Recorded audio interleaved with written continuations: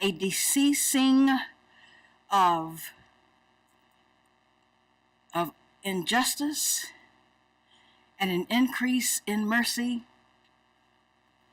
and a reasonable portion of grace as we continue to remember, to honor, and to lift up our veterans. In the name of the one who has many names, we give you thanks and we give you praise. Amen.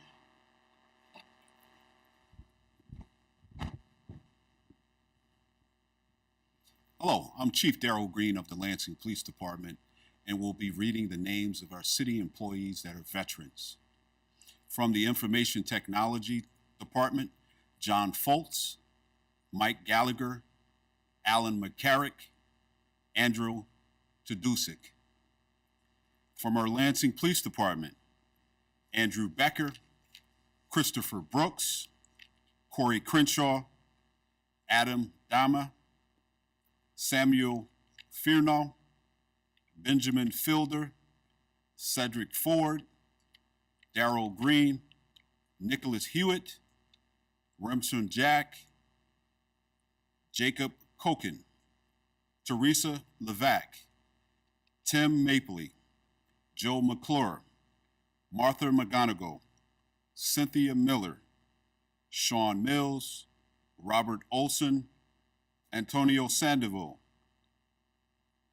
Carl C. Sales, Kevin Slagle, Kyle Slagle, Jason Spoma, Joseph Sturley, Michael Van Beek, Andrew Vandervoorty, and Bryant Wilson. From the Mayor's Office, Nicholas Tate. From the Public Media Center and City TV, Tina Lewis Pettigrew. From the Treasury Department, Sandra Sanford. From the 54A District Court, Austin Wilbur, Sean Farnham. From the Assessor's Office, Steve Rogers. From the Economic Development and Planning Department, Scott Sanford, Everett Coles, David Klein, Larry Connolly, Chad Wackley, Jerry Dunham, Julie Zuck. From the Finance Department, Shannon Tracy. From the Human Relations Community Service Department, Willard Walker. And from the Lansing Fire Department, we have Marty Anderson, Michael Baker, Adam Odell, Kevin Christensen, Steve Davik, William Englander, Jacob Epling, Tyler Epling, Jordan Longoria, Ward Morris Spindle, Ralph Ortiz, Patrick Sawyer, Mitch Stottle, Jason Stevens, Colin Sudds, and James Benito. We thank them very much for their military service. Thank you very much.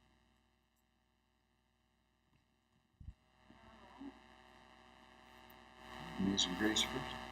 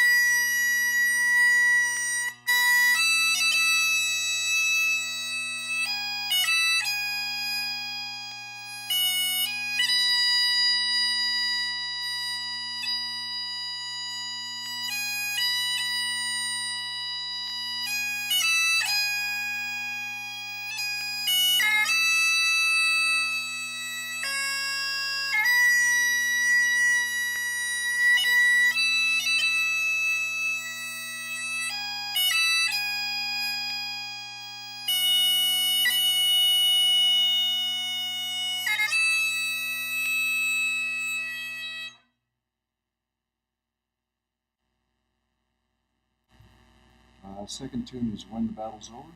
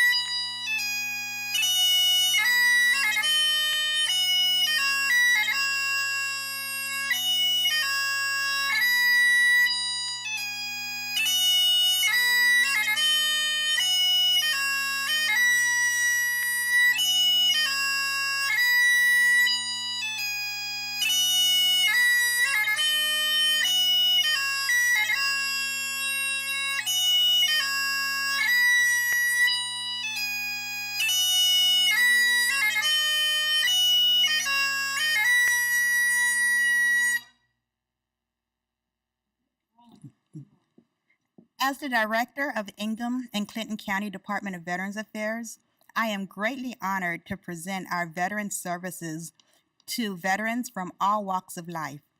If you are a veteran or the surviving spouse of a veteran, you may be unaware of benefits that are available to you regardless of when you served.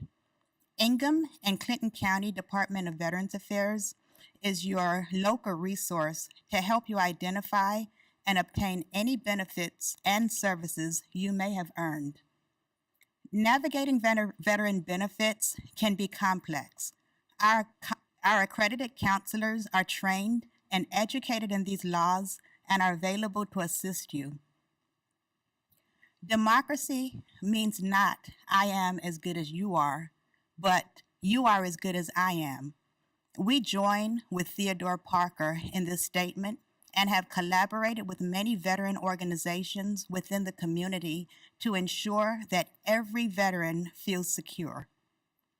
Regionally, we have adopted goals and initiatives from Michigan Veterans Affairs Agency. Under the leadership of Director Zanetta Adams, a state-of-the-art community engagement outreach initiative has been established. Community Outreach and Regional Engagement, or CORE, vastly expands veteran outreach in Michigan by establishing teams of veteran benefits experts and advocates in 10 regions covering the state. CORE is designed to ensure that you will get all the help you need, including federal disability benefits, college tuition, employment assistance, mental health services, and more through this unique collaborative effort. Partners include the Michigan Veterans Coalition, the Michigan Department of Health and Human Services, Veterans Community Action Teams, the Federal Veterans Benefit Administration, and volunteers across Michigan through MVA's new Buddy to Buddy Veteran Mentorship Initiative. Director Adams stated that CORE marks the first time in which departments and organizations that provide veteran services and advocacy across the state are coming together in this magnitude to address gaps in services and provide a unified voice to all veterans, service members, and their dependents. We have also collaborated to address special veteran populations. MVAA has taken a greater initiative to reach out to the tribal communities to identify veterans and ensure that a veteran service officer is established. Why Michigan is another MVAA initiative that reaches active duty service members to speak about transitioning home after getting off of active duty. Why Michigan encourages service members to transition back to Michigan. Erica Hoover, MVA's Women Veterans Coordinator, has numerous state initiatives addressing women veteran issues. Ingham and Clinton County Department of Veterans Affairs also formed affiliation with the Women of WINC, Women Injured in Combat, and implemented goals and objectives that connect us to an influential network of women veterans. We firmly believe these goals and objectives will enable us to advocate for the rights of today's women and pave the way for a future.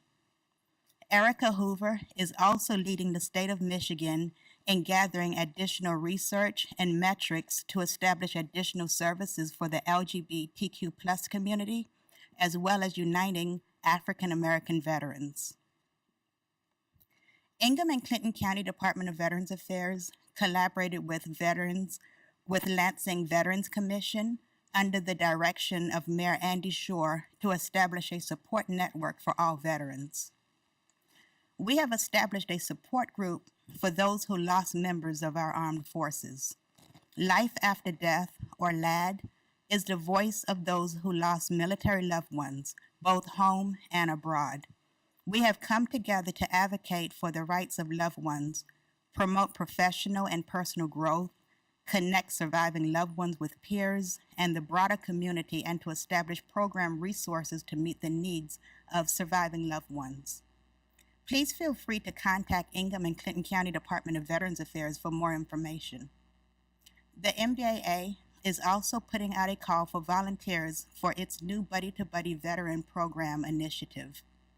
This is designed to support service members and veterans of all eras by linking them to resources that address a variety of issues. This program, which replaces the University of Michigan's program of a similar name, is intended to be active in all Michigan counties and ultimately help service members and veterans thrive in the community. This initiative requires a group of veteran volunteers that are passionate about veteran advocacy and can provide our service members and veterans one-on-one mentorship. The success of these initiatives require community collaboration as well as support from the entire veteran community. We sincerely embrace the endeavors of all our veterans and look forward to implementing it alongside the state of Michigan, Ingham County Department of Veterans Affairs, and the city of Lansing. On behalf of Ingham and Clinton County Department of Veterans Affairs, Lansing Veterans Commission, and the entire network of veteran advocates, Happy Veterans Day. Please remember, regardless of when you served, your sacrifice qualifies you for benefits and services. Good day. Happy Veterans Day to our veterans. Veterans, friends of veterans, family, and legionnaires. 7 decades ago, in 1950, brave Americans defended a far-off land that was under attack. For 3 years, they fought what many still call the Forgotten War. We are here to remember. We are here to honor not just those brave Korean War veterans, but all who have served in the U.S. military since our country's founding. Jack Souter served in the U.S. Navy during the Korean War. Many years later, he wrote in the American Legion magazine that he had doubts whether the outcome of the war was worth the cost of the lives and treasures. But after the war, he was greeted in his New York insurance office by a Korean immigrant. I was very young when the war started, she told him in an emotionally cracked voice. We lived on the Han River, just south of Seoul. My family walked to Busan. Thank you for saving my country. Sauter said his encounter with that woman put his last doubt to rest. It was worth it. Regardless of how one feels about policies that lead to war, let there be no doubt that veterans serve with honor. They serve to make life better for others. They preserve our freedom. Not all veterans have seen war, but a common bond that they share is an oath in which they express their willingness to die defending the nation. Perhaps most significant in preserving our way of life are the battles that America does not have to fight, because those who wish us harm slink away in the fear of the Coast Guard cutter, the Navy aircraft carrier, the Air Force fighter squadron, the Marine Corps fire team, or the Army soldier on patrol. And we are excited to add a new group of people to the ranks of veteran, the men and women of the United States Space Force. We can secure at home because we have brave warriors protecting us in the air, the sea, on land, and beyond our atmosphere. In addition to foreign adversaries, many veterans have to battle invisible threats to their mental health and well-being. More than 20 veterans a day take their lives. Only those who experience firsthand the horrors of combat can understand why so many of these young men and women feel compelled to take such drastic and permanent measures. The U.S. Army recently reported a 30% increase in suicides among its active duty troops in 2020. We must do everything to stop these needless deaths. The American Legion has instituted a buddy check program in which we encourage our members to regularly communicate with our fellow veterans. See if they need help. Offer your hands in friendship. The idea has been implemented by the Michigan Veterans Affairs Agency. If you know of a veteran in need of a buddy check, but you are not sure what to say, call 1-800-MISHVET and they can make the call for you. Those of us gathered here to observe Veterans Day have already indicated our support for the outstanding men and women who have served our country. Tell the veterans directly that you love them, that you appreciate them, that you are grateful for their service. We are their friends, their family, their co-workers, their neighbors. It's up to us to ensure that every veteran feels that his or her service to this country is appreciated by their fellow Americans. There are many tangible ways that we can acknowledge their service, but the easiest is to simply say, thank you for what you have done for our country. If a veteran is showing signs of unhappiness or depression, encourage them to seek help through the VA immediately. If the veteran has had difficulty obtaining benefits they are entitled to, let them know that the American Legion Department of Michigan and the Ingham County Veteran Service Office has a trained service officers in Lansing that will help them navigate the bureaucracy free of charge. And if that veteran has made the supreme sacrifice, remember the price that has been paid for our freedom and offer your support to loved ones left behind. Remember how occasions like this started. On the 11th hour of the 11th day of the 11th month, November 11, 1918, the guns stopped. It was a moment to be celebrated as the largest and deadliest war up until that time came to a merciful end. We will celebrate that moment. Only today we call it Veterans Day. The war, never anything to celebrate, but peace is. The peace in between those horrific wars is brought to you mainly by our veterans. The sacrifice brought forth during those wars is also made mostly by our veterans. That does not mean others don't suffer. Civilians are often killed and nobody understands sacrifice more than our Gold Star families. We honor our fallen on Memorial Day, although the American Legion remembers them every day. Veterans Day, however, is for all who served. While many veterans are humble, there is no such thing as insignificant military service. It is why the American Legion only requires a single day of honorable military service to join our ranks. We understand that isn't just the sacrifice and service that are important, but the willingness to offer your life in defense of the nation that sets veterans apart. Veterans Day is an important but symbolic way of saying thanks. But we should insist that our elected officials produce meaningful laws and public policies that will enhance the quality of life for veterans and their families. The American Legion is dedicated to remembering the legacy of all veterans because what these men and women have done for us matters to America. It matters to the people overseas who were liberated from tyranny due to sacrifices of our military members. From defeating communism, fascism, and imperialism to liberating slaves, keeping the peace during the Cold War, and battling terrorism today, veterans have accomplished remarkable things throughout our nation's history. If you're an employer, give extra weight to experience and skills of the sailor turned job applicant. Veterans preference is a requirement for government jobs. but it is only smart business for private sector as well. When an American Legion auxiliary member asks for a donation for a poppy, remember the World War II veteran in a hospital so long ago.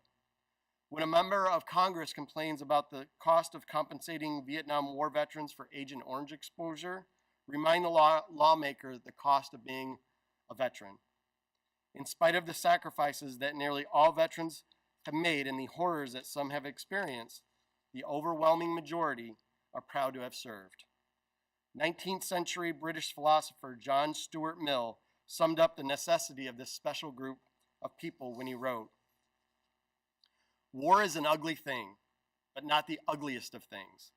The decay state of moral and patriotic feeling, which thinks that nothing is worth war, is much worse.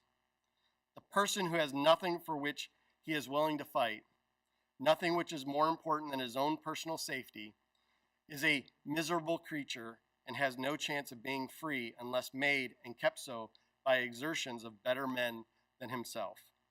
Mill had it right. Fortunately for us, America has been blessed throughout its history by many such men and women. Thank you for being here. God bless America, and God bless our veterans.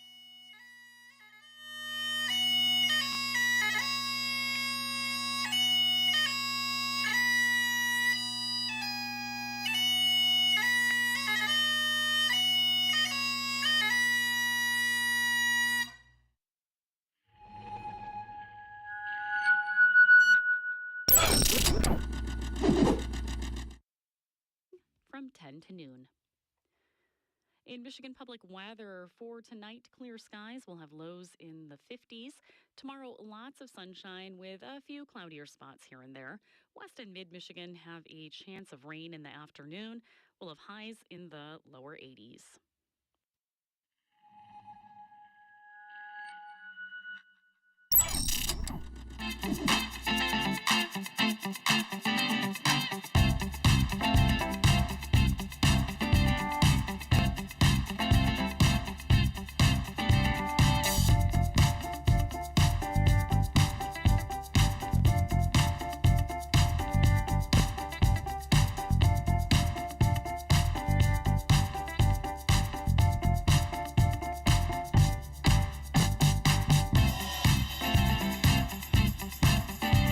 Everybody, this is Josh Holiday and Najima Iman. And we are here at The Blockade in downtown Lansing, where we are transforming 3 blocks of Washington Square, closing it down to provide aid and support for our downtown businesses in our downtown district. Key the name, Blockade. We're literally blockading the road to provide aid and support. Yes, we have so many amazing vendors. We got food vendors. We got Tantai, Marcus Leslie, Shove It In Pizza. We got artists literally in the middle of the street painting. And we have 35 amazing vendors from the greater Lansing area who are down here, which are artisans. We got bubbles for the kids, a little bit of something for the entire family. So you need to be a part of this. It's amazing. And we know and believe in the power of Lansing. Both of us and many other people here. And so events like this allow us to showcase the best of Lansing, and from our perspective at Lansing 501, to Lansing's future.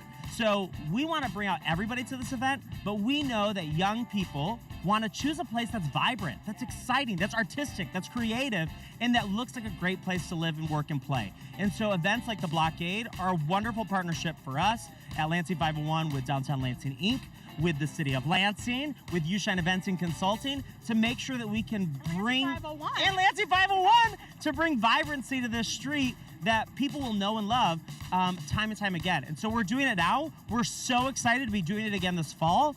And this is our second time we've done this. Last year we had wonderful success. People came out. People came out. Thousands of people were literally here, even in the midst of the pandemic. That shows the resilience of the greater Lansing community for artists and for the community to come out like that. And we're thrilled to see them back today. The event started about an hour ago, and I can tell you, we already have probably double the amount of people in the first hour than we had the first hour last time we did this. So we're very excited. We're going to continually look at ways to create new and exciting activities at this event. And that when you come to the Blockade, it's not going to be the same thing every time. We're going to throw new twists and turns, and Najima's going to make sure we have other great vendors. So Najima, talk a little bit about why is it important to feature these entrepreneurs, and how have some of these businesses actually invest further in downtown Lansing? Yeah, so actually 3 of the businesses that were here last year, Sweet Encounters, Capital Hippie, as well as Nature's 92, and Sylvia Sudsery, all of them now have a placement in downtown Lansing. 3 of them are in Middle Village, and then we also have Capital Hippie, who just opened her own storefront. So literally doing events like this not only activates a space, but it also gives entrepreneurs an opportunity to see themselves in spaces, to see themselves in storefronts. You know, a lot of businesses started in the midst of the pandemic, and what do you do once you've participated in a program and you've got a little bit of money? What do? Well, you do pop-up markets, and you leave from that pop-up market and you go into a space that is provided in the community. So there are so many entities like LEAF, DLI, and Community Foundation who are really helping entrepreneurs to kind of change the landscape, because it's time for mom and pop shops to come back and take over the downtown. And they are really what makes our downtown and our community unique. So that success of being able to see people that have a tent in the middle of the street that don't have a brick and mortar, but they might be at this event this year, but how in the next year can they upgrade, build capacity for their business, and open a retail space in our downtown, so that way it continues to be a more vibrant place for people to want to move and live in our community. So just watching these businesses grow and building those relationships is an amazing thing, because a lot of the businesses that are here work with each other. So if it's something that they need, it also builds a sense of community when you have events like this.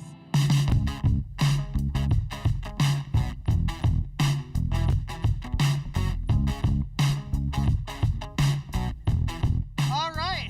Oh, wait a minute.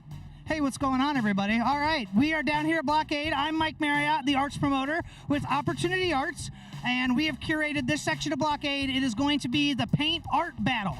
So we have 5 career artists that are from the area. They are all going to compete against each other. The theme is Lift Up Local, and they are going to be doing a paint for the next 4 hours on a Lift Up Local theme, and then people can come by. They can scan a little scan code over here. It says scan me. They can scan that, and what that's going to do is you can vote for whichever one is your favorite, and then they'll be the winner. The paintings will hang in local downtown businesses until the next Blockade in September, and then they'll be sold, and the artist will take all that home as well. So I'm going to go ahead and introduce you to the artist now. We're going to start here with, I like to call her the change maker, Melina Brand. Melina, tell us a little bit about yourself, and then what your business is here, your art business. Hi, yeah, my name's Melina. I am a social worker, there it goes, by trade, and I paint on the side. I like to paint, you know, Black women and women of color as they are, how beautiful and amazing they are. So I'm out here doing just that. That's awesome. All right, anything, any predictions? Are you gonna win today, or? You know, I think I'm gonna win, but I'm with amazing women, so I don't know. It's gonna be a good competition. All right, let's move to our next contestant. Thank you so much, Melina. We are here with Kylie Kellett. Kylie Kellett is a graduate of Sexton High School. She's actually curating a piece, and that piece is going to be at the Lansing Promise Dinner next Thursday. Kylie is a Lansing Promise scholar and valedictorian. Kylie, tell us a little bit about what you have going on today and your business. So I'm just here live painting at Blockade, and what is it? I'm the proprietor and creative mind behind Shooting Star Arts.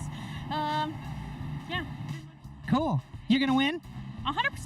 Yep. Okay, all right, that's 2 predictions win. Come on this way, we're going to circle around. Here we are with the Ace of Spades herself, the Princess of Death, Sarah Sanders. She is applying her war paint. Braveheart inspired, just kidding. Sarah, tell us a little bit about you, who you are, and then you've got a big event next weekend too. What's going on with that? Yeah, absolutely. So my name is Sarah Sanders, and I run Contrasted Content. That's my art brand. And next weekend, we are putting on an event in downtown Mason called Rooted Reverence. Super excited. It's going to have some of the best lineup that you've seen. We have a lot of different craft vendors, different artists, performers. We're going to have a comedian, hula hoopers, aerial arts, etc. It's going to be really cool.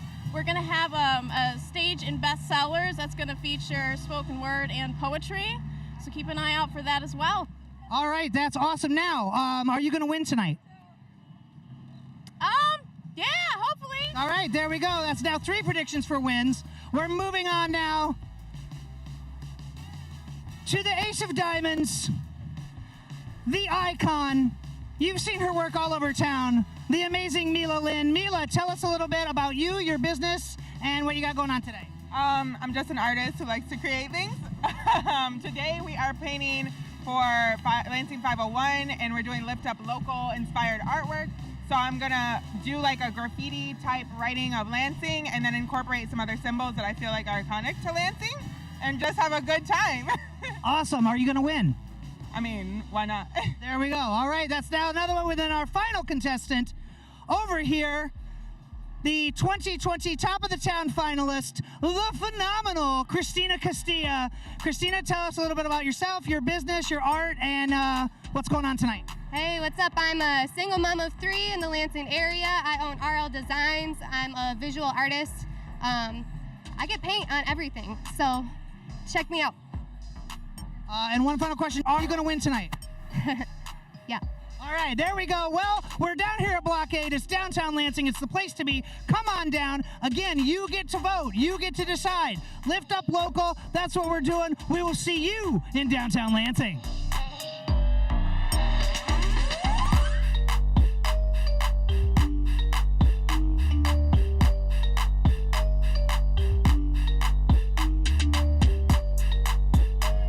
Awesome.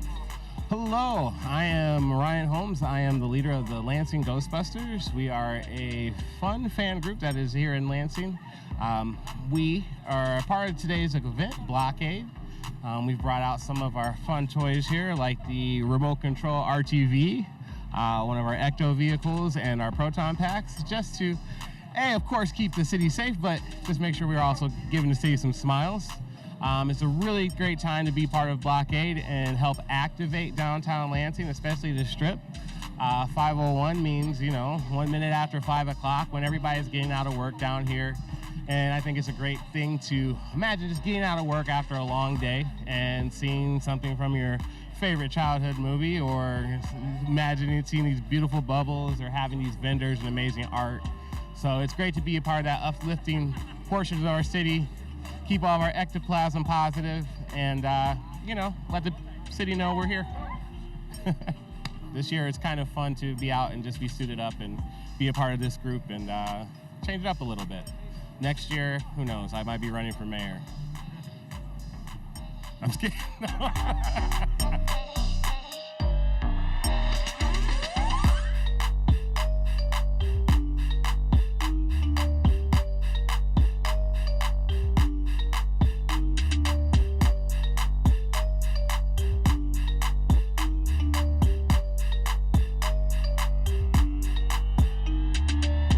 Melissa Moore from Moore Vision Optical Boutique.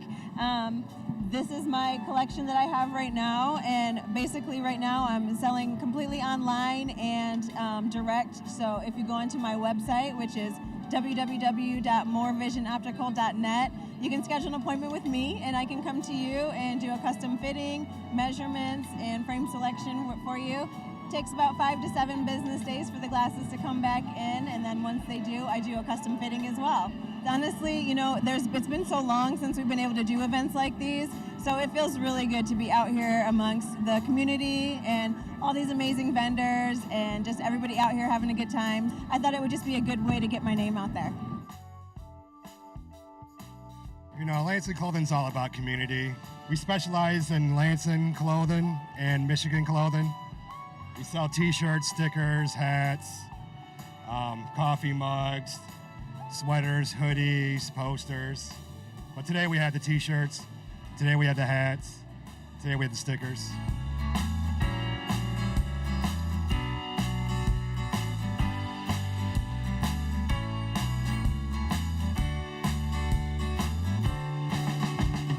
Okay, so we have a lot of fabulous vendors here that are from all over the greater Lansing area, some with brick and mortar locations and some without.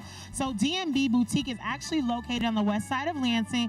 It opened in the midst of the pandemic like a lot of the businesses here. And so she has something literally for the entire family. She's got shorts, she's got tutu, something for the boys, something for adults to have. And so you can actually go to their boutique noon to 7 p.m. most days. Hi, I'm Keita Braxton, and I'm the owner of Destiny Marie's Boutique. Yeah, and we're located in the Lansing Town Center. It's a family boutique, so it's something for everyone, children, juniors, men, women, even infants. We came up with the decision to do a family boutique because I like unique items. So little girls love glitter, young men love sporty looks, and we have unique items for men, really tailored shirts and jackets. Women, we have beautiful dresses, and so we want to cater to your everyday look and your formal look as well. Visit us. We're at 5431 West Saginaw Highway in the Lansing Town Center. We also have Social Light Society, which is also found within Lansing Mall, another business that opened in the midst of the pandemic. And there are also several Leap One and All graduates that are here in the midst. All the specialness about her bookstore is, I'll let her tell you. I'll let Ms. Nichelle tell you because she's fabulous and I love her store. So you want to tell them a little bit about your business in Lansing Mall? Well, hey, again, I'm Nichelle Lawrence. I am the creator of Social Light Society, which is an independent bookshop conveniently located in the Lansing Mall. We believe in celebrating Black women and Black literature, so all of our books and all of our products are written by Black women and made by Black women-owned brands. I absolutely love Lansing, love participating in the community as much as I can. This is my first year coming as a vendor, but I did attend last year as a spectator with my family. We absolutely loved the event. We had a great time. So when the opportunity came around for vendors this time, I knew that I had to be here. I was telling someone earlier, I purchased from myself a whole bunch of these self-care for Black women and gave them out as Mother's Day gifts to all the godmothers that I know and, you know, the women in my family, because it's so important that we start figuring out how to take care of ourselves so we can continue to take care of everybody else. So Social Light Society is conveniently located in the Lansing Mall. We are in the same wing with Bath & Body Works and K Jewelers. We're open Tuesday through Friday, 11 a.m. to 1 p.m. And then on Saturdays all day, 11 a.m. until 8 p.m. We have a book club that meets regularly. We have story time for children. So many people come in and they say that Social Light Society feels like home for them, and that's absolutely the atmosphere that I want to create there. You'll find books written by Black women. You'll find products made by Black women, and we're really just there to celebrate, uplift women, and provide a space where people can come together and to feel seen. We're also walking past Gemini Gems, who's another business who really started to thrive in the midst of the pandemic. She was actually a vendor here last year, and now she has her items in several different stores that are here. We have Drizzle Cakes and Bakes, which was also a returning vendor, which has some delicious items right here.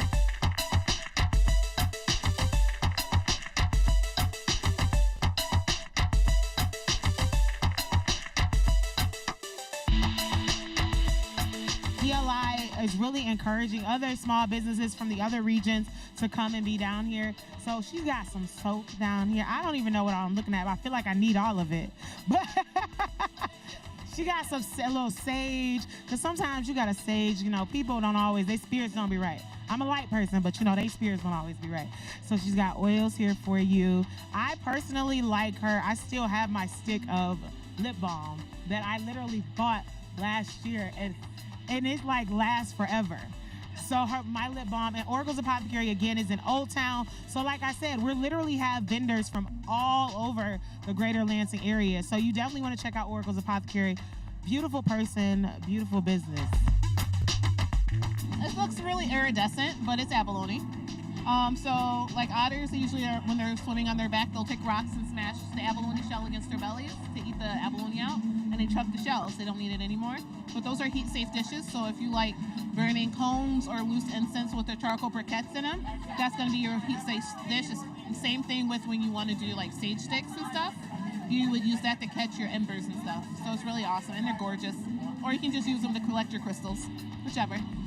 This is our first booth since the pandemic started. Like we used to do shows every month throughout the entire month, and then we pivoted by opening up a storefront out in Old Town.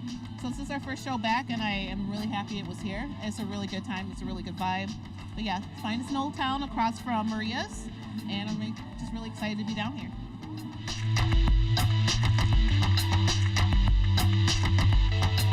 I'm here with another one of my favorite vendors who is selling, of course, as usual. If you zoom in on my ears, I have something on of hers on my ears, but she's actually making some of her wares and her designs right here. So Michigan Dusty Rose can be found in Capital Hippie and Vintage Junkies. Another one, again, that's what I'm talking about with the Lansing collaboration. So she has wood designs and a ton of amazing events. So you want to tell people a little bit about what inspires you? I know I put you on the spot. Mainly I just make really lightweight earring designs, so I use leather, vinyl, wood, and paper. Make awesome designs, big designs, but then they're really lightweight for your ears. Yes, so they're good, like they're just amazing. Like you can tell I love them.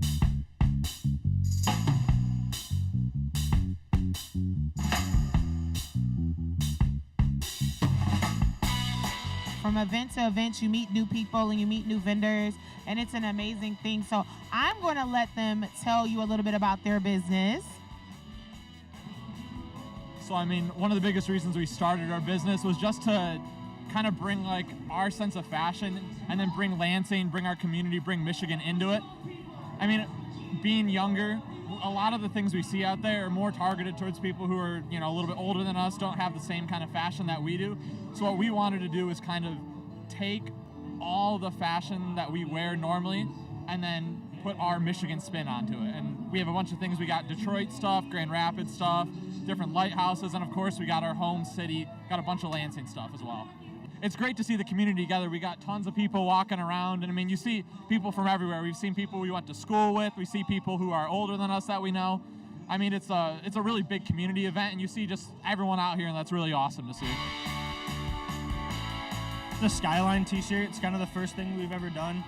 We have the black and the white version, and then we also are we have a Grand Rapids version behind, and then we have this one, which is just kind of the outline. And this is probably one of our best sellers, in my opinion. So this one's a little bit more of a hand-drawn style. Obviously, we got these ones. They're just a little bit more like just like a silhouette type. We got the sunset in the background. And then this one, we wanted to go a little simpler, do it on like a simple kind of neutral color. And then we got the hand-drawn style. And then two of our other favorite ones are our lighthouse one. This is the Crisp Point Lighthouse, or no, the Big Saba Lighthouse, sorry. And this one's out in Ludington. And then we got this one. This is the Crisp Point Lighthouse, and this one's up in the UP. For this one, we just got a Grand Rapids one. We're building off the same kind of style with our other Skyline ones, and this has just got like the night sky into it. And then we got the just a silhouette of the city. And then over here, we got some hats. We got the Michigan outline, and this is one of our favorites right here. We have an apple blossom one. It's the state flower of Michigan. So we kind of wanted to capture the state flower, state symbols. We put that into a hat here.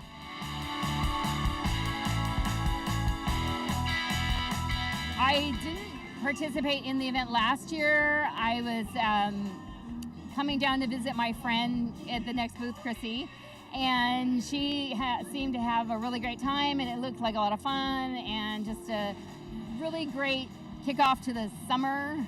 And I, last minute, said, oh, and she opened it up to more artists. I'm like, well, I'm going to sign up because it was like a lot of fun last year. It's actually seeing all the people come out, it was a little odd, I have to say, you know, everything going on, but it was also refreshing to kind of get a little semblance of normalcy again.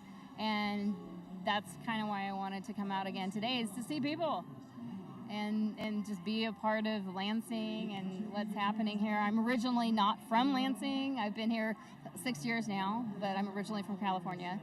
So I am really enjoying the small artist community here, and it's home now.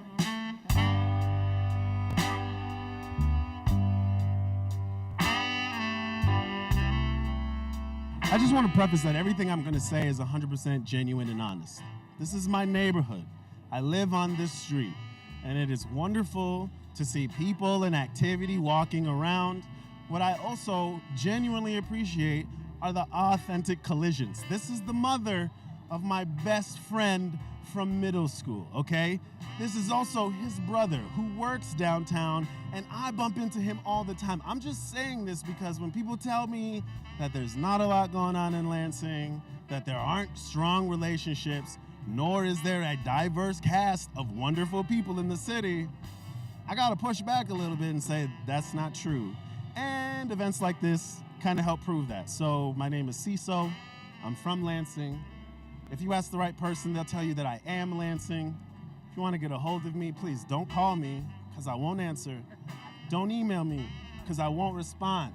Hit me up on Instagram at LanArtBus. That's short for Lansing Art Business. One more time, LANARTBUS.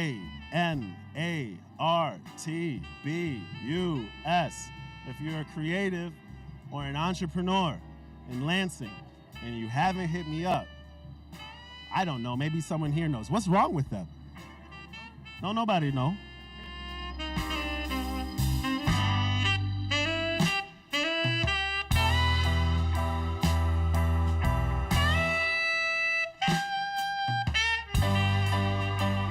I mean, you know I'm there.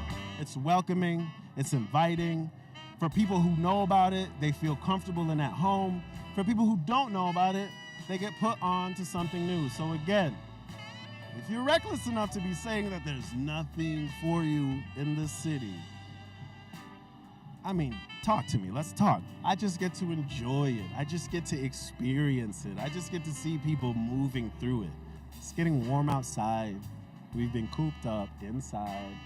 We want a reason to go outside and utilize the social district, but really just see each other, interact, participate, yell at each other from across the street, as well as meet new people, see new faces. And dance to this music. Oh, hey. So what I'm saying as a first-generation American, I know about culture, diversity, vibrancy, and I don't mean it in jest. I'm not just saying it for a sensational headline. It is actually true. So to see foreign-owned businesses on Washington Avenue, diversity. To see businesses owned by women, diversity. To see businesses owned by people who speak different languages and bring different cultures, it's necessary, especially for a place like the capital city. Everybody is home here, and what's great about this street is we can look at it as empty, or we can look at it as a place that has space for whoever feels welcome. And it's my job to make you feel welcome, which is why the last thing I'll say is there's a mural on Washington Avenue that was created by a mural artist named Imagine. It's written in a different language, but it says everybody's welcome. And it is the quintessential, it is the pinnacle epitome of what a main street should be, welcoming. So if nobody's told you, my name is CISO, and you are welcome in downtown Lansing, okay? So pull up, pull up, pull up, pull up.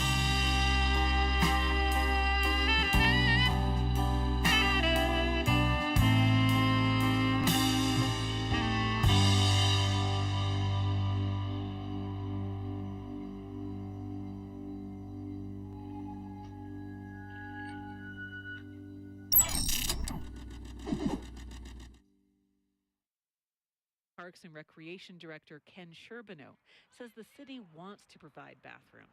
But I do think that the days of having the great amount of convenience that Grand Junction once had for public restroom availability, I think that day has passed. At this downtown park, the traditional bathroom structure is only open for limited hours, though there are portable toilets here and in other parks.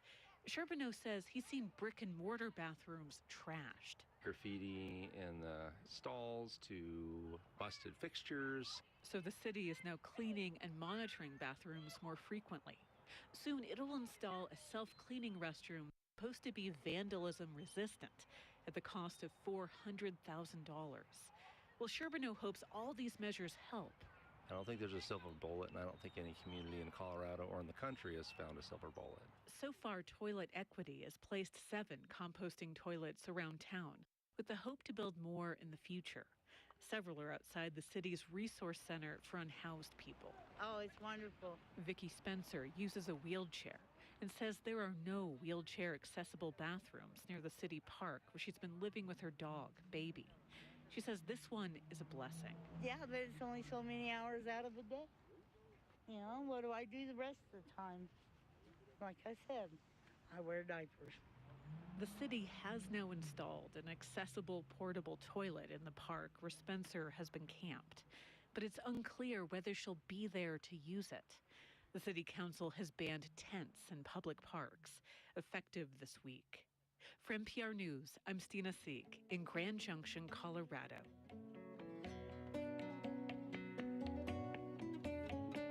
This is All Things Considered from NPR News. Support for NPR comes from this station and from the FDA. Its sunscreen safety campaign is aimed at encouraging people to use broad-spectrum sunscreens with an SPF of 15 or higher to block the sun's harmful rays. More at fda.gov/sunscreen. From Procter & Gamble, maker of Align Probiotic, a daily supplement designed by gastroenterologists to help relieve occasional bloating, gas, and abdominal discomfort. More at alignprobiotics.com. From Progressive Insurance, Progressive is looking for individuals in a variety of career fields who want to help build a culture of inclusiveness.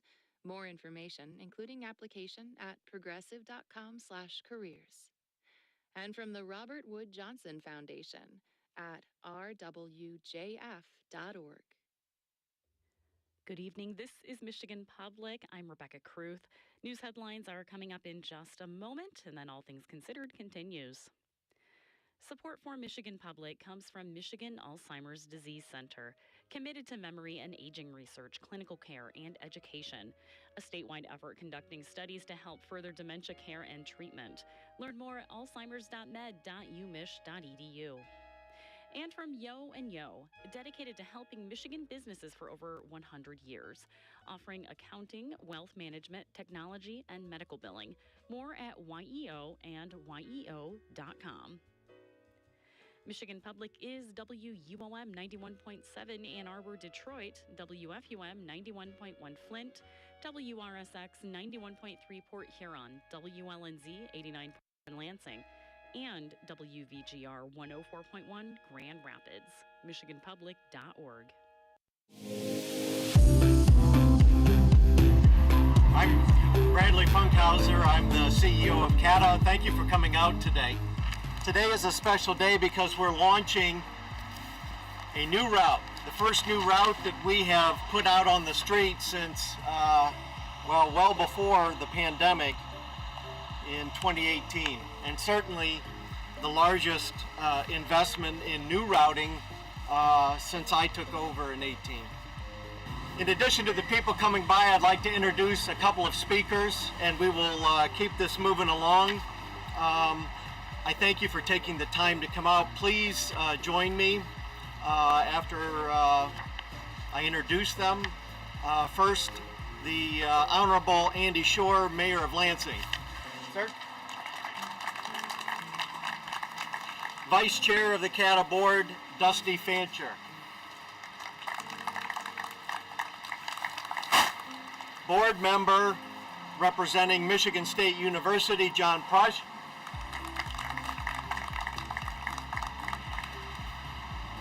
Vice President of Support Services, McLaren Greater Lansing, John Patterson.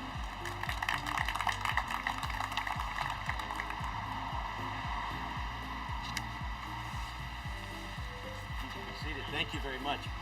So, here's the good news. The Route 18 is going to be dubbed the Capital City Crosstown. This is the first major investment in new routing in the last 3 years. It was inspired by Lansing neighborhoods, and they have a shared vision, and this is a shining example of an effective public outreach. But it wasn't just CATA. It was also Mayor Shore. We would have conversations about having this area of the city serve directly with businesses in East Lansing, as well as the new hospital and Michigan State. And my vice chair, Dusty Fancher, who was influential in not letting this slide on my list of priorities. Thank you, Mr. Mayor, and thank you, Dusty, because they also heard the citizens in the neighborhoods of this city. So instead of, well, we haven't served that area, we are in a pandemic. We don't want to take risks right now. After the mayor requested this, we said, how would we do this? How would we make this a strong route and a great investment for these neighborhoods? The capital city crosstown will connect Lansing to Michigan State, East Lansing, when fully constructed, McLaren directly, as well as the multimodal facility. This will be the first time that you can ride a bus from this neighborhood over to the Amtrak station, which is called the Gateway, and get on a train to Chicago. We will invite you to climb aboard and take advantage of this service, which will launch August 30th of this year in the fall service. Route 18 will be designed to also provide weekday connections with 6 major north-south routes along the 3-mile stretch of Mount Hope. It will also provide all 6 MSU weekday campus services, Route 1 from downtown to the Meridian Mall, and Route 15. There will be new bus stops along this route, 23 of them with shelters, good shelters, pretty shelters. They will become, I'm passionate about this, back to my planner days in Tacoma, Washington. When you put a shelter or a bus stop into a neighborhood, that's part of the neighborhood. It's got to blend into the neighborhood. It's got to be a part of that. And that's what we're doing in these neighborhoods with this partnership. This is a strong partnership between the city of Lansing, Michigan State, East Lansing, and the citizens who will ride this. This was, again, the voice of our customers, as well as the leadership of and bold decision by this mayor to explore. I'm proud of these partnerships. Please see the details on the posters on both sides here. And we're going to take this out to the neighborhoods and fine-tune this over the next couple of weeks. Next, I would like to introduce Mayor Shore, and it is my honor, Mr. Mayor, to thank you again for your leadership. Thank you, Brad. I love his energy. I love the excitement. This is an exciting day. Probably, I don't know, 2.5 years ago, we were in Sycamore Park. I think it was actually after the flood. And I had a young lady come up to me and say, how come we don't have an easy way to get from Mount Hope, whether it's Sycamore Park or Colonial Village or anywhere along this stretch, into East Lansing? And I said, well, you know, you can always go to Michigan Avenue and there's a connector there. And she said, well, but we should have one on the south side. And I said, we should have one on the south side. So I had this conversation with Dusty Fancher, who's one of our Lansing appointees to the CATA board, and she wholly agreed. So she got to work, and Brad got to work, and the board got to work. I've heard it several times, not just from that young lady in Sycamore Park, but from folks here in Colonial Village, in Luton Rich, over north of Mount Hope, that they live here in Lansing because they love Lansing, but they might work at MSU or they might work in East Lansing, and there needs to be an easy way to use public transit. They don't want to have a car. They don't want to park down at Farm Lane and get shuttled. They want to get on the bus right here in Colonial Village or in Sycamore Park or Fabulous Acres or in any of the stretch along Mount Hope and get over to East Lansing, whether they're shopping or working. We also want the option for folks from the East Lansing area to get over here into our part of Lansing and check out the city of Lansing. So we are always excited for all of the CATA routes. We're excited for everything going on downtown, but here on the south side, we now have the capital city crosstown, and that's just tremendously exciting. This is something where the citizens got involved. They made their statements heard to me as the mayor. We shared it with the CATA board. Certainly they heard it as well, and they took action, and they're getting it done. So I'm really excited about that. I should look at my talking points. I think I hit most of it. I am also excited that we're attaching this over to McLaren and the new hospital. Not only will it allow people to get there from the Mount Hope corridor, but it will allow people to live here in our community where they want to be in our neighborhoods and get to work. So I'm really excited for our partnership with CATA, with the City of East Lansing, with McLaren, with MSU. Tonight, again, is going to be the public meeting at 6 p.m. at the former Sears building in Frandor Shopping Center for residents to come and learn more about the route and ask any questions. So I want to thank CATA and their board for listening. I want to thank the citizens for raising their voices in our neighborhoods whenever we do public meetings and things and talking to them. And this is just a great example of government responding to the needs of the residents. So thank you to everyone at CATA. I think I'm introducing Dusty. Please do, sir. So I mentioned Dusty Fancher, local Lansing resident, vice chair of the CATA board. I'm going to introduce Dusty. Thank you, Dusty. Thank you, Mayor Shore. Besides the vice chair of the CATA board, I'm also the policy chair of CATA, and that is really, really important to me, particularly because I've used public transit most of my adult life, sometimes as a choice rider and sometimes as a transit-dependent rider. Both of them are very different things. I know firsthand how important it is to be able to get on a bus and go to where I need to live, work, and play. You only get on a bus for two reasons: to spend money or make money. And both of those reasons are really important. It is so important to listen to those public needs and find a way to serve them. And I'm really happy that we were able to do this over the past couple of years with this crosstown route. We heard about this, as Mayor Shore said, from the public community, and we're really happy to make that a reality.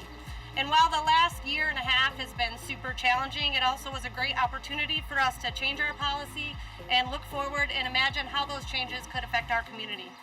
Regionalism is super important, and we are excited about how this new route is going to serve our community. Thanks so much, Brad, for listening to us and making our community vision a reality.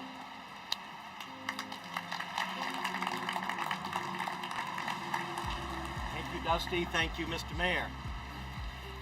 I would now like to introduce the Deputy Director of the Police Public Safety Management Services Bureau at Michigan State University, and also CATA board member representing Michigan State, Mr. John Prush. Thank you, Brad. Michigan State University is very excited about this new route, Capital City Crosstown number 18. We welcome all of our neighbors from Lansing to campus, and excited for folks to ride this new route, to come out and see the East Lansing community and the Spartan community. And speaking of spirit, I highly encourage attending and participating in the CATA public meetings to give your feedback to CATA. In the process, you could possibly win some Spartan swag. So come on out for an opportunity to win some MSU swag baskets. Thank you. Thank you, Brad. Go green.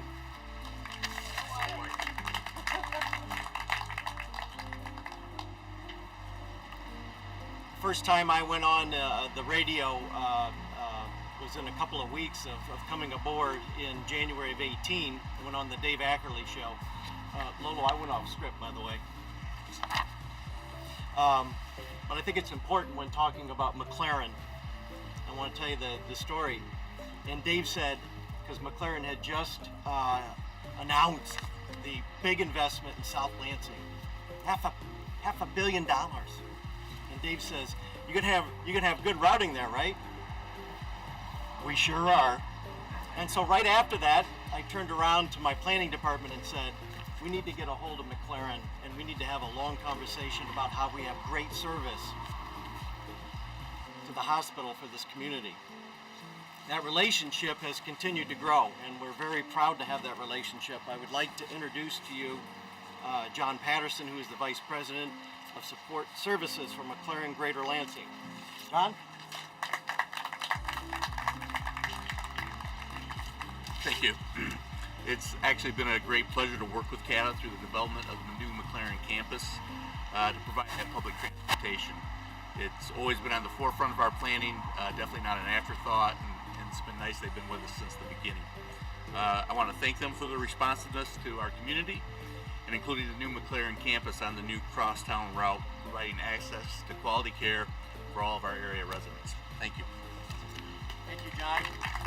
Come join us as we jump on Route 18, connecting West Lansing to East Lansing and everything beyond.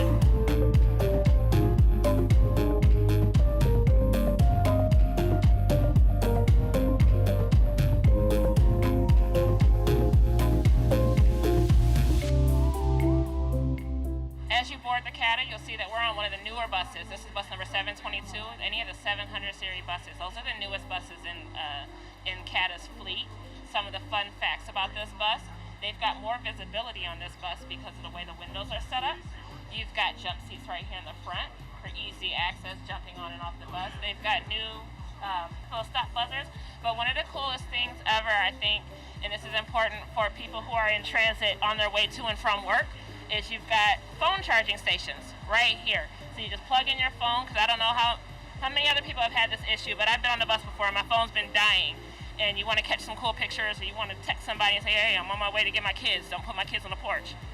You've got phone chargers. So, and then you've got better spacing and seating on the newer buses. If you want to check this out, if you're coming up here, you've got more forward-facing seating than you'll see on some of the older buses. And then, of course, we've got our cautions, but then you've got kind of a wider exit. If you've been on any of the older buses, you know it's kind of a tighter feel, but you got more of a wider exit. So more of a clean space, more space for the driver to see. Seats pop up for the wheelchairs, and you've got more disability seating on the newer buses and more spaces. So all the way back, you see the back of the bus, we've got windows. Driver can see all the way through the back. So a lot of safety features that CAT has added. One of the coolest things about this new route is I think this is one of the only routes that goes all across all 4 wards. So you're connecting with Ward 4, Ward 3, Ward 2, and Ward 1 as you're going all the way across town. So not only are you connecting with the city of Lansing and the city of East Lansing, but you're connecting with all 4 wards across the city. And here we have CATA CEO, Brad Funkhauser. So if you want to give us a quick rundown about what we're about to experience. Mr. Mayor, members of city staff, press, you are now on the first flight of Route 18. The capital city crosstown was designed after getting input from the residents of South Lansing, but also those wanting to access the new McLaren Hospital. And then we started talking about connecting with the multimodal station, which provides Amtrak service, Indian Trails, other intercity carriers. That's what a multimodal facility is supposed to be. So what if we kept going and used that as the pivot point or the anchor? And working with the mayor's office and his Department of Neighborhoods, our Vice Chair, Dusty Fancher, the idea started to come on paper. And we started looking at getting it done right as we come out of the pandemic, as we go into the fall. And so what happened is we put this down on paper and it started to come together. Can we do it? Oh, you know that. Oh, I don't know if we can get it done by the fall, because you know we got to. Oh my gosh! During the pandemic, we shut down bus operations in 3 days and set up a paratransit services and hired 10 new CXRs, sent all the drivers and all the mechanics home safely. 3 days. I bet we can get the crosstown route built and ready to go by fall. That's why we're here today. Thank you for letting me elaborate a little bit. No problem. I just want to take a quick note so that everyone who's watching can see. We've already connected at least 2 routes. We've connected the number 11 when we were over at the Colonial Village Shopping Center. We just passed over MLK, which would have connected us to the number 9. And then now we're about to cross Washington, which will connect us with the number 2. Once we get to Cedar, we'll connect to the number 5. So lots of transfer opportunities to go north and south and connect all over the city. And so talking about all over the city, let's talk to Mayor Shore. What would the residents talk to you about when they thought about CATA? The residents are always really excited about CATA. We have a world-class public transit system here in Lansing. The challenges of speaking while on a bus. But we have a world-class transit system here in Lansing. We know that they've invested so much. You have heard Delisa pretty much tell you where every nut and bolt is on this bus. They got charging stations. The seats have been altered to make sure that disability folks can ride on the bus. So the system has been, everybody loves the system here at CATA. They do a fantastic job. But certainly when you look at the routes, there are people in Lansing that are looking to get to East Lansing, whether it's to go to work or to shop or just to connect. And we do a lot of work downtown on Michigan Avenue with the Capitol to campus, but here we heard from all kinds of residents, and as you go through, you can point out neighborhood after neighborhood: Colonial Village, Luton Ridge, Fabulous Acres, Sycamore Park. Several of the folks who live in these neighborhoods, they love to live in Lansing, but they may work in East Lansing, or they may be a student at East Lansing, and as we get further down the line, they're going to utilize the hospital from McLaren. And it's much easier just to go straight down Mount Hope. Mount Hope is a very obvious connector. I spent 10 years living in Sycamore Park, and a lot of people live there, whether they're students, professors, whatever, because they love the neighborhood, and it's so close to East Lansing because they have a job there. And you know, they said, we don't want to have to take a car to drive to Farm Lane to then take a bus to downtown. Why can't we get a bus straight into East Lansing as we're coming over by Aurelius? They didn't want to have to drive downtown to park their car to take the bus. That didn't make a whole lot of sense to get the Michigan Avenue line. So this was the pitch. This is what I talked to Dusty Fancher about, our board member.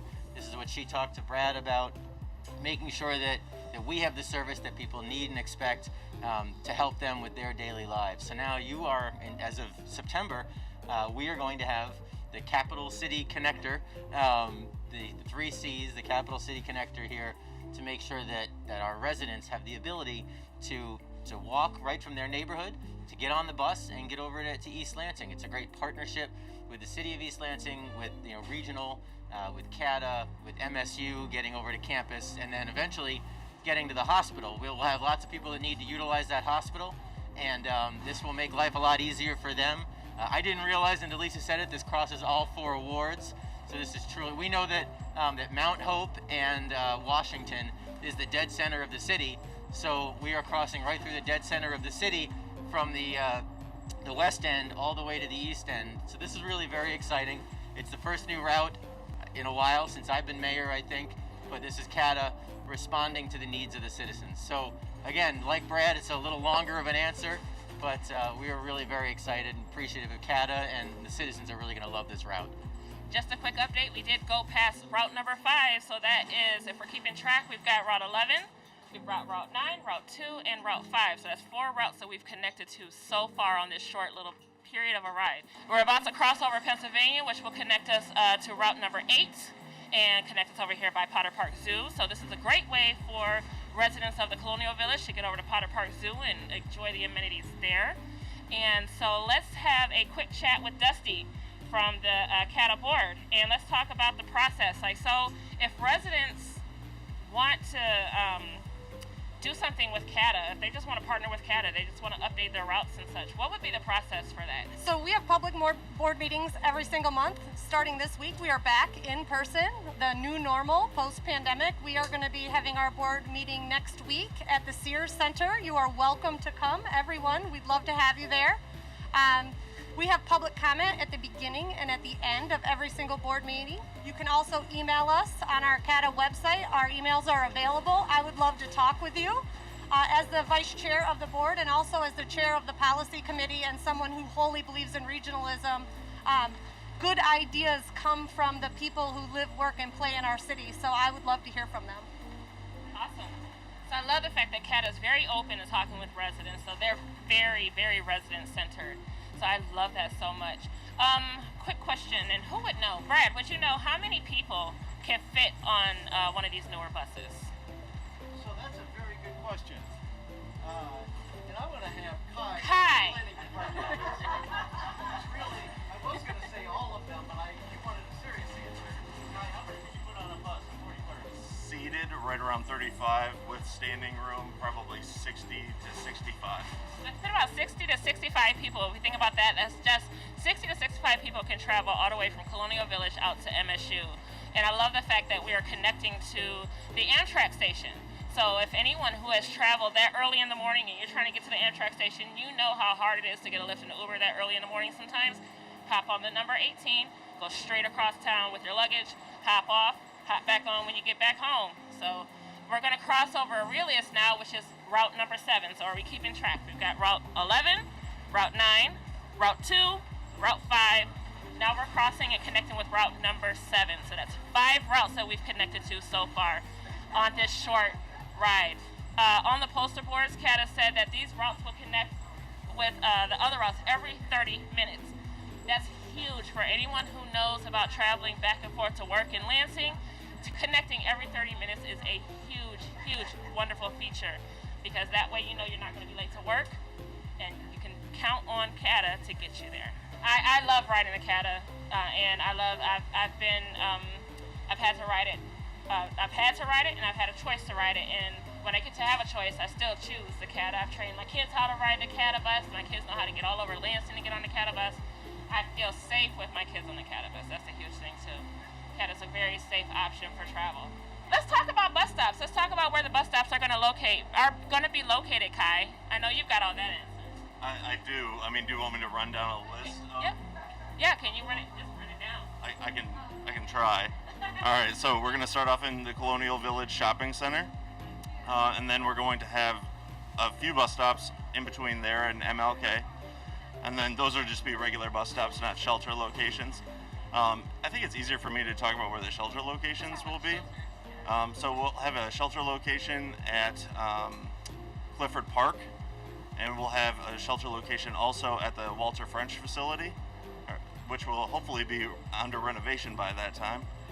And then we will have 2 new shelters at the McLaren facility and a new bus shelter on Hagedorn Road, which is the far east end of this, in front of the Hannah Plaza.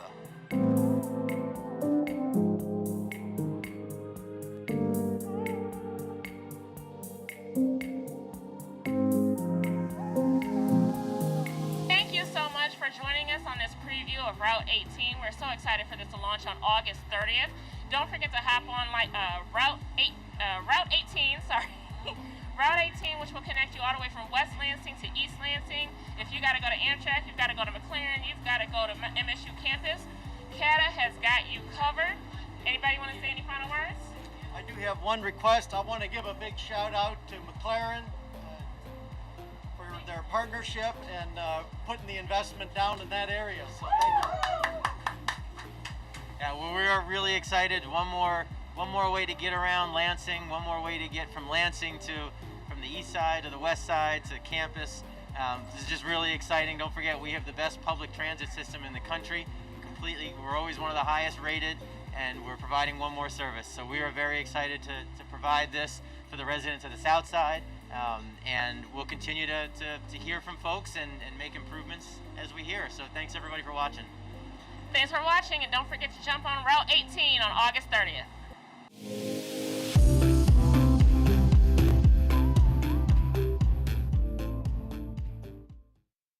When the financial crisis hit and millions of Americans were losing their homes to foreclosure, so many people that the government pushed banks to do what are called loan modifications to lower people's interest rates so they could afford to keep their homes. Many homeowners say back then they were told that as part of the whole process, their second mortgages were being resolved, forgiven, put to rest. But our investigation found that there are thousands of people who've recently gotten foreclosure notices over what appear to be old zombie second mortgages.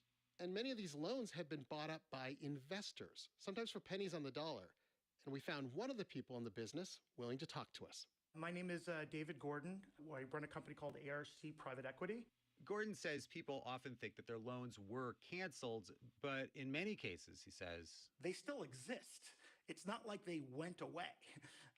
And I think people were waiting on the sidelines to collect on those at some points. They were waiting because if you foreclose on a house, the first mortgage gets paid back first, and any money left over goes to the second mortgage. So back after the housing crash, homes weren't worth enough to even pay back the first mortgage. But home prices are up. There's more money for the debt collectors to go after. If they foreclose now and sell the house, there's enough money to pay back both mortgages. Nothing is free in this world. And if you signed up for a loan, you know what you signed up for. It blows my, it just, you know, it is what it is. You know what you signed up for. But a lot of the homeowners we talked to say they believed that what they had signed up for had changed, that the second mortgage was forgiven. And the companies often are demanding far more than what was originally borrowed, sometimes more than 2 times the original loan, hundreds of thousands of dollars. Lately, lawyers across the country have been getting panicked calls from homeowners, blindsided by all of this. Christy Kelly has a consumer law firm in Fairfax, Virginia. It is not right. You should not lose your home. Kelly says the record keeping on these old loans, it's really bad. There's no database of like all the loans that are canceled or forgiven, so you can go and verify it. But she says she's found a way to fight back against the debt collectors, kind of like a crossbow for fighting zombies. She says many of these debt collectors add on a huge amount of retroactive interest fees. Federal law, though, requires that to charge interest, the homeowner over time has to be getting monthly statements. And in many cases, Kelly says that just never happened. Nobody got any statements for 10 or 12 years. So Kelly can just say in court, these guys are breaking the rules and asking for way too much. In some ways, the greed of these second mortgage holders has given people leverage in their cases because they want to go and get every last dollar and take every dime of equity. They then open themselves up to serious legal consequences. Kelly has used this strategy to help hundreds of homeowners over the past couple of years. She's helped two of the people we heard from earlier to keep their homes. Karen McDonough, though, the nurse in Quincy, Massachusetts, her case is still ongoing. She's filed a lawsuit, and a judge is letting her stay in her home while the case plays out in court. I'm Robert Smith. And I'm Chris Arnold, NPR News. Support for Planet Money comes from Workday. With AI at the core of its system, Workday is committed to delivering continuous innovation to prepare organizations for what's next. Workday, an enterprise platform for finance and HR.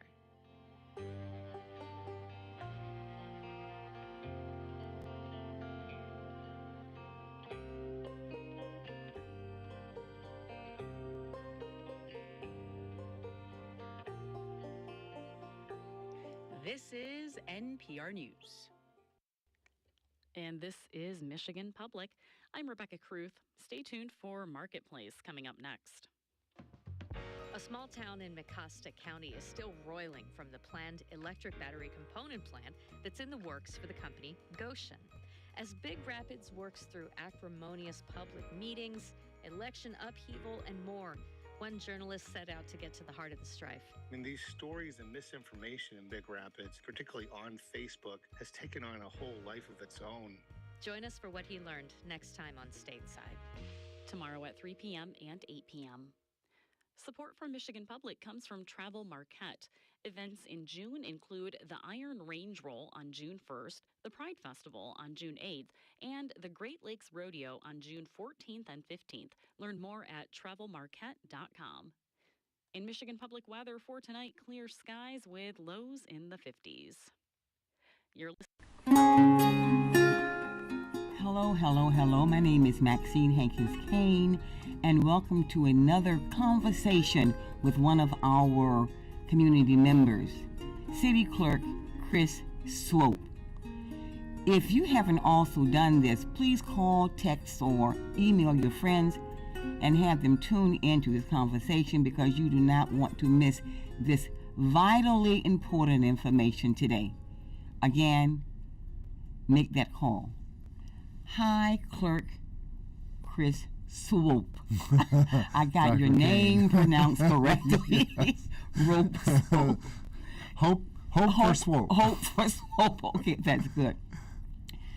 I think that the word relationships is important. I think that in order for us to connect with our community, we have to build relationships. So I want them to know who you are beyond the title of city clerk. So Chris Swope, City Clerk Swope, tell us who you are. Who are you? Well, I am a lifelong Michigan resident. I was born in Ypsilanti, sixth child, youngest, so I'm called the baby. I swear I am not spoiled. Okay. And we moved to White Lake Township, which is in Oakland County, when I was about 10. And then I came to Michigan State University, and I fell in love with this area, and I have never moved away since then. So I've been a resident of this area for, about going on 35 years, something like that. I'm in my, I'm 53, so I've been here quite a while. Okay. I graduated from Michigan State University with a degree in financial administration, and right about the time I graduated was when I came out of the closet as gay and discovered politics, kind of both at the same time, kind of related. I think that's kind of what led me into politics, was advocating for civil and human rights. Absolutely. So I've spent many, many years working on human rights, civil rights issues. I moved to the city of Lansing, somewhere in around 93, 94. I got involved. Mayor Hollister appointed me to a committee that was in existence then called the Police Community Relations Committee, and we looked at the relationship primarily between the police department and minority communities. So a hero of mine, Bob Kennan, was the chair of that committee. So I have a really good relationship, and I dearly miss him. We miss him. Yeah, we miss him. Okay. So that was kind of my start in Lansing politics. Okay. I've been involved for a long time, and served as an Ingham County Commissioner I was elected 3 times, and then halfway through my 3rd term, I got elected Lansing City Clerk. So I've been City Clerk. It'll be 15 years at the end of this year. So that time has passed by fast. Yes, it has gone by fast, and I have seen some changes in elections. I can tell you that. I have too. I have You know seen what? some changes. That's good. I think the audience now knows more about who you are. Relationships, and you just know what are your responsibilities. Well, the funny thing is, I was interested in politics, but city clerk wasn't something that had crossed my mind. But the county clerk at the time, who I knew from working in the legislature, and then he was the county clerk and I was the county commissioner, and he had some concerns with the person that I replaced, that he didn't feel that she was doing a good enough job, and he asked me to consider running. And I thought about it, and I thought, I think that's something I can do well. So I ran for city clerk, and have enjoyed every minute of it since then. To me, your voice is your vote is your voice. They're interrelated. You have to, if you're not speaking for yourself, somebody else is speaking for you. If you're not making that decision, somebody else is making that decision for you. And it's not always somebody that you agree with or that has your best interests at heart. So it's so important that every voter can vote in a way that's easy for them, and that's been my focus for 15 years. Make voting easier. Safe, secure, easy voting. And I've been advocating for so long for everybody to have the right to vote by absentee ballot, and I testified in the legislature, and they wouldn't do it. And then finally, the ACLU, the NAACP, and the League of Women Voters came together to do a statewide ballot proposal to accomplish what the legislature refused to do, among other things. But as city clerk, I am the chief election official for the city, and in Michigan, which is different than most other states, elections are run at the city or township level. So I hire and assign the election workers. I test the programming of the ballots. My office, we issue all the absentee ballots. We basically do all of the work on the ground to actually make the election occur. Make it easier. And that's been my focus, is make it easier. What can we do to make it easier for folks? So we have 2 locations right now. We're opening a 3rd coming up on October 19th for the last 2 weeks of the election, and we're adding a drive-in drive-through voting for our location here at 2500 South Washington for that last 2 weeks as well. It's like, absolutely. How can we make it easier? Now, the one on the south side, is that the Alfreda Schmidt? Yes, we're going to be working out of the Parks Department, since unfortunately with this pandemic, so many people are working remotely. So the Parks office is semi-vacant right now. Well, we're going to fill it up, and we're going to provide voter services there. So during that last 2 weeks, you can register to vote, since we can register now up to and including Election Day. So you can go there, you can register to vote, you can get an absentee ballot, and then you have a choice whether you take it with you or whether you turn it back in later. But it'll be a complete satellite office for everything related to this upcoming election. Yeah, I have looked at your PowerPoint that you shared with the NAACP, and it's very, very comprehensive. But I want to talk about the why. There was a time when only white men who own property, you had to own property, could vote. Yeah. African American men could not vote. Women could not vote of any color. Native Americans could not even vote, only in their own land. And I know that you say it's your voice, but what other reasons can you give me as to why people should get out and vote? Why should they leave the comfort of their homes sometimes amidst COVID, amidst all of these challenging things that are happening in the community? Why should people come out to vote this time? Well, you know, this time in particular, there's so much on the ballot right now. Your health care is on the ballot. So are we going to continue to have the Affordable Care Act that provides protections for pre-existing conditions? If you have an opinion about that, you need to make your voice heard in this election because decisions are going to be made and are being made right now. And, you know, we need to, if the Supreme Court strikes down the law, we need somebody who's going to put in what we want in that place. So so many things are up for decision based on who you elect. Elections have consequences. You know, right now they're having a hearing on a Supreme Court nominee, and 4 years ago, President Obama's nominee was blocked, even though he was still in his term of office. And the reason they were able to do that is because, again, elections have consequences, and a different political party controlled the U.S. Senate, and they were able to just block it just because they wanted to. And now, even though it's closer to the election, they're moving everything. They're not taking care of important business in terms of the coronavirus, but they are moving forward on this on this Supreme Court nomination because the president and the U.S. Senate are the same political party. So, you know, it's so key who is in office and who's making those decisions. And I mean, it's really tough. You know, for me, my marriage is on the line. You know, the Supreme Court was the one who declared my marriage was valid. I got married in Canada in 2004 because Canada settled law, you have same-sex marriage. In the United States, the law on the books says we don't, but the Supreme Court said nationwide we have that. Well, that's something that a different set of justices could make a different decision on. So the stakes are high for everyone. And even when you get down to a local level, you know, who's the police chief? Do you have faith in the police chief? Do you have faith in the Board of Police Commissioners?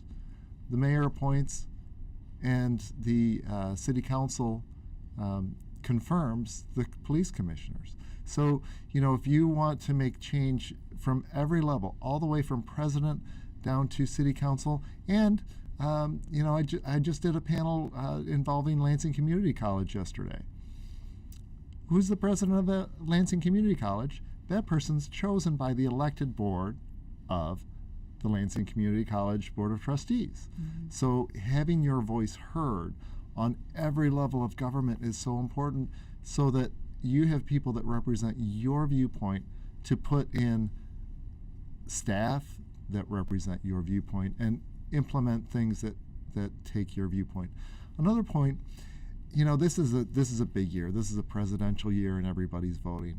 But I want everybody to make it a habit to vote every year, okay? Not just this year. You know, I just got an email from Jennifer Granholm. It was a mass email. It wasn't like it was a personal email to me. Okay. But she's raising the point that she was governor for 8 years and never had a legislature that was of her party, and so that limited what she was able to do. And the point of this email was, you know, if you support Governor Whitmer, give her a legislature with whom she can work. Yes, okay. You know, and our state Senate has been under one political party's rule since the 1980s. So nothing in Michigan has been enacted into law without that party's say-so. Okay, thank you. Voter suppression. Voter suppression. That's all we hear about in the news. Ways that people are trying to keep others from voting. At one time it was, you have to own land. You had to be a certain color. You had to pay the poll taxes. Be a certain gender. You had to be a certain gender. Yeah. You had to take the literacy test. Mm-hmm. And now there are other ways that they're trying to suppress the vote. Mm-hmm. Can you guarantee us, or what can you say about voter suppression in Lansing? What are you doing about those kinds of things? Well, the only thing I really can do is speak the truth and to stop it when I see it. So, some of the things that stop people from voting are actually false rumors. So sometimes it's incorrect or untrue information, disinformation about a candidate or about the process. So some of the things that have been thrown out there that are not true, that I've heard in the past, people talk about, if you go to vote, they're going to try and collect your child support. Well, that is not a tool, that is not a time or a place when we do that. If you vote, they're going to try and pick you up for warrants that we have. Mm-hmm. We do not have police presence in our polling places, and they will be monitoring, because we have had some politicians saying they want untrained militias to keep an eye on things, which is another form of voter intimidation. So, we're doing what we can to fight it. I want to thank our Secretary of State, Jocelyn Benson. She just today came out with a declaration as the state election official that there can be no open carry of guns in polling places or within 100 feet of polling places or within clerks' offices on Election Day. And I think that was a very smart, very wise move. I think, open carry can only lead to intimidation on Election Day and frighten people away from the polls. So okay. I think that was very helpful. So Lansing has that voter suppression thing, all covered, unlike many of our other states, our cities and states. Right. So because we have someone like you with integrity, that is a major issue here in Lansing. Now, everywhere I go, I see something called Plan Your Vote. Plan Your Vote. What does Plan Your Vote mean? Well, and it doesn't have to be a complex plan. It's just take a couple minutes and think about how you're going to vote. So you have the option to vote at home. You can submit a request, a signed request, and we'll mail that ballot to your home or wherever you happen to be staying. We know with the way things are going right now, some people are taking care of a parent and they're staying there. So we can mail your ballot to you at your home or where you are. Or you can vote early. You can come to any of my 3 locations, pick up your ballot in person. You can turn it in right away, or you can turn it in later, or you can vote on Election Day. So on Election Day, you need to go to your own polling place that is on that voter ID card that we mailed to you, or you can go to lansingvotes.com to confirm where that is if you aren't sure. But there's 3 ways to vote. Pick one. Pick one. If you want to vote at home, you should probably get your application in very soon, because that relies on the mail. Okay. So is it too late for an absentee vote? It is not. We can mail them out up until the Friday before the election. Okay. And then if we're mailing it that late, you're probably going to have to drop it at a drop box or in person at my office. Vote early. We're open. We're going to be open the weekend before the election at our South Washington location for 24 hours of voting. We're going to be open from 10 a.m. to 10 p.m. Saturday, Halloween, and Sunday, November 1st. And we're even going to have an event, so you can have some fun. So if you pick that day to do it, you can have some fun, or make a decision now. If you're going to vote on Election Day, think about what time are you going to vote. Okay. You know your work schedule. I don't know your work schedule. You make your own plan, and it doesn't have to be a complex plan. It just has to be, I am going to vote, and this is which of those 3 ways I'm going to vote, and this is what day or time I'm going to vote. In other words, no excuses. No excuses. No excuses. Nope. Vote. I am 17, and I will be 18 on November the 3rd. can I vote? You can register now. You can pick up your absentee ballot in person. You can submit that vote. As long as you will be 18 on election day, you can register ahead and vote. And now with same-day registration, if you want to, you can wait till election day. I don't advise it because something can happen.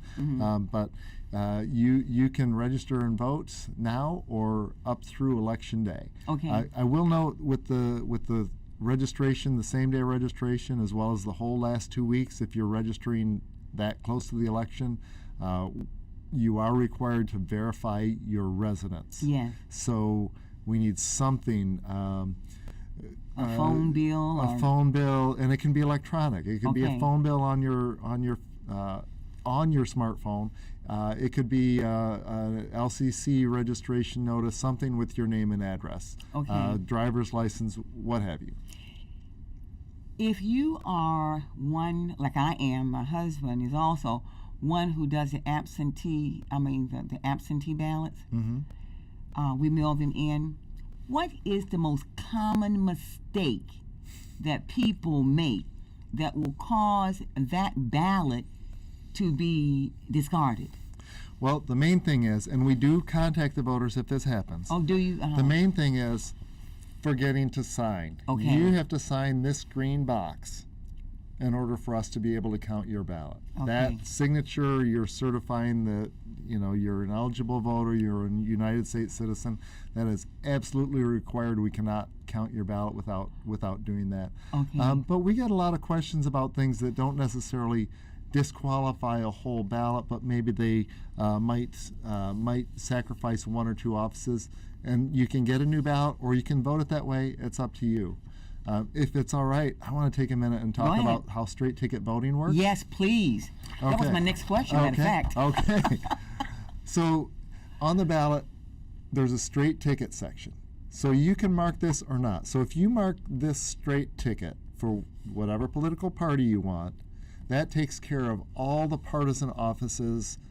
It automatically casts a vote for all. It stops about right here. Starts the nonpartisan. So that one mark takes care of like 30 bubbles. Like I am electing all of the Democratic candidates, or I am electing all of the Republican parties. Yes. By filling in one bubble, you take care of all of those. Now suppose you do both. Mark the. Yep, you can, and you can do that. That's okay. So if you just vote that and skip everything else, that's called a straight ticket. If you vote your party and then vote in the offices, that's called a split ticket. Now the offices, if you vote in an individual office, that overrides the straight party for that office. Okay. So the example I like to give is, I'm party X, but my next door neighbor is running for county commissioner and he's party Y and I really like him. So you can vote party X on the straight party, and then you go to county commissioner, you vote for party Y, and your neighbor's taken care of. So that's a split ticket.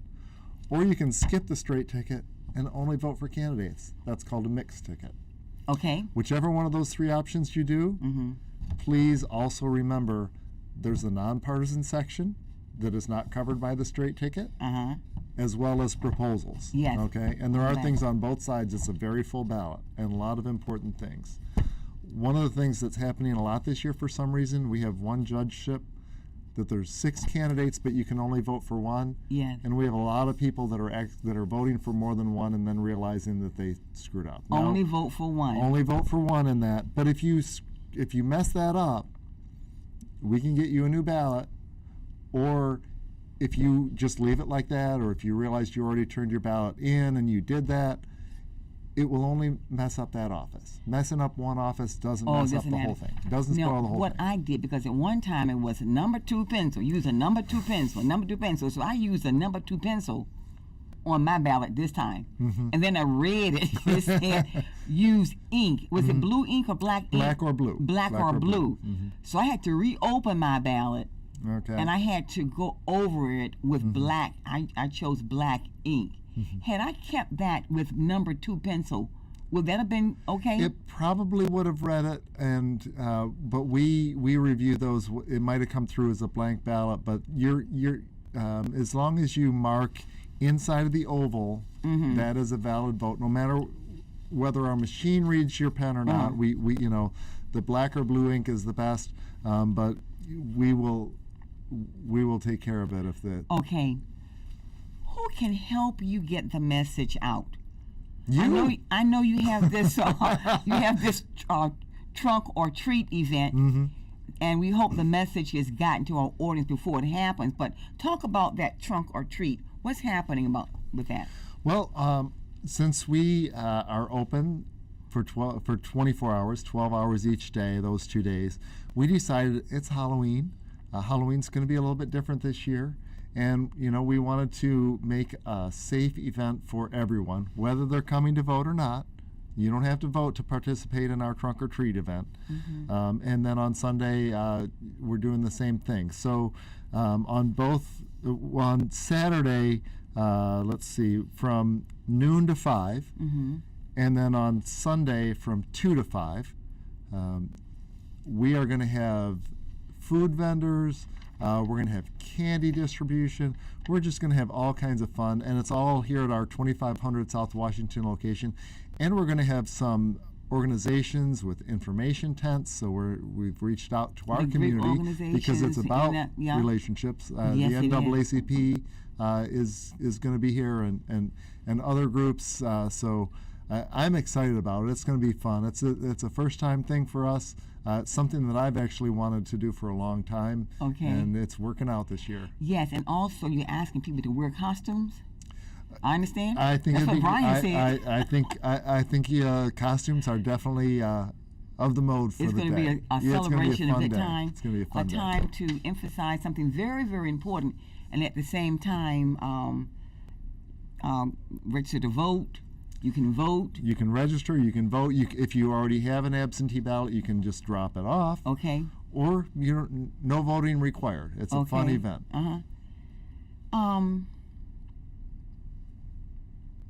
How do you feel about what you're doing now?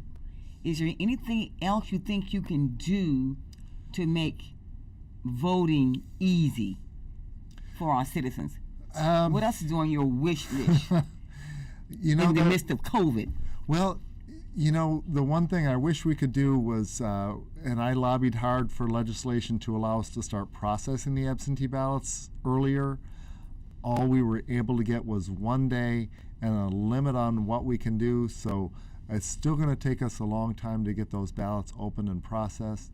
I wish we had more days and we could start feeding them into the tabulator, but what we're allowed to do is, starting on Monday, we can open the envelopes, compare that ballot number, and take it Monday before the election. Monday before the election. So we've got about a 10-hour head start, but then they added some extra work in it, so it's really only about 7-hour head start. Okay. Do you have all the help that you need to get this work done? We do, thankfully. Secretary of State Benson put out her Democracy Most Valuable Player program, and other community groups and folks have stepped up to the plate. So we actually have all the workers we need for this election. Our new worker trainings are all full, every one of them. We have a waiting list. Okay, good. When do you think we might be able to know who the successful candidates are?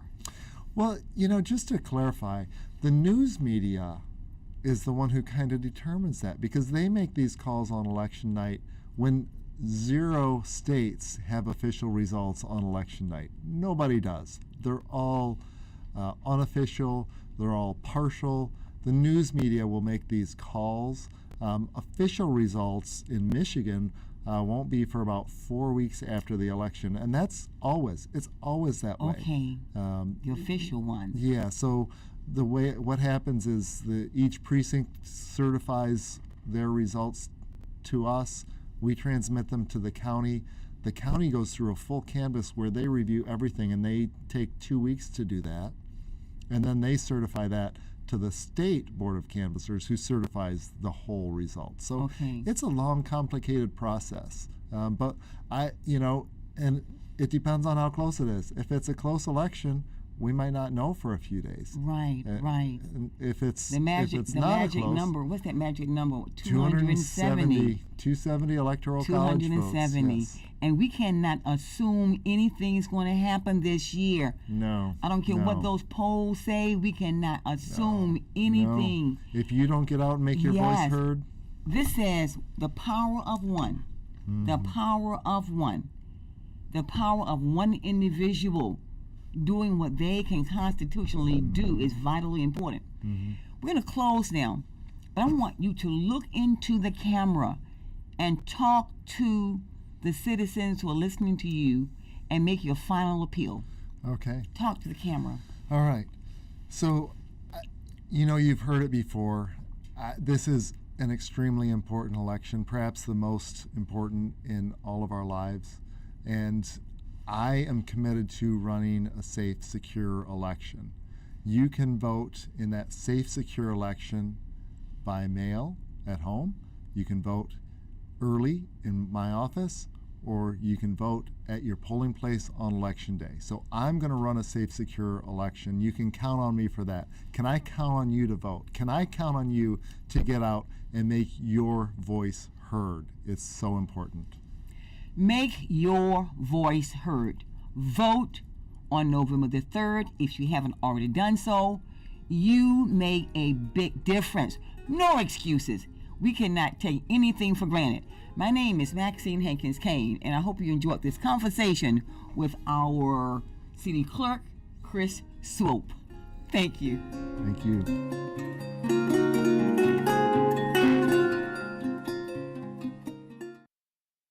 At michiganpublic.org/events. Support for Michigan Public comes from Corewell Health, committed to pursuing what's next in health through innovations, technology, and new models of getting care. CorewellHealth.org. In Michigan Public weather for tonight, clear skies, lows in the 50s. Michigan Public is WUOM 91.7 Ann Arbor, Detroit, WFUM 91.1 Flint, WRSX 91.3 Port Huron, WLNZ 89.7 Lansing, or WVGR 104.1 Grand Rapids. You can find us online at Michigan.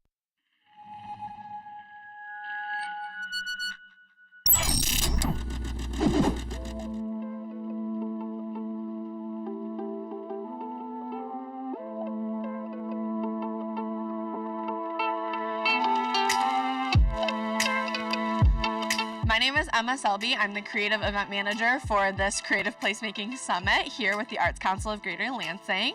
Today is our big conference day, so we are at the Cadillac Room and the Robin Theater in Riotown, and we are hearing from local artists, from people from other cities. We've got some folks from Atlanta, from Chicago, talking to us about creative placemaking and ways that we can infuse arts into our community in accessible and new, exciting ways. At the end of the day, I think creative placemaking is about bringing people together to express their creativity, to express their humanity, and sometimes through kind of formal creative placemaking processes, we get to help facilitate that. I'm Melissa Kaplan. I'm the Arts Outreach Coordinator at Lansing Community College, and I think I've been to almost all of the creative placemaking summits. Maybe I missed one, and I just love how it brings together people from our community and from outside of our community, because we've got so much great stuff going on here.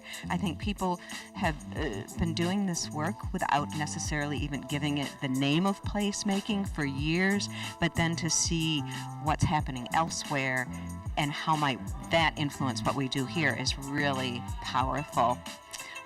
One thing that I'm working on this semester is something called Climate Change Theater Action, and it's part of a global festival of climate-themed plays, and anybody who takes on producing it gets access to plays from around the world and then creates an event with at least one of those plays. I'm doing it at LCC. I'll probably pick a half a dozen, and then some sort of action activity.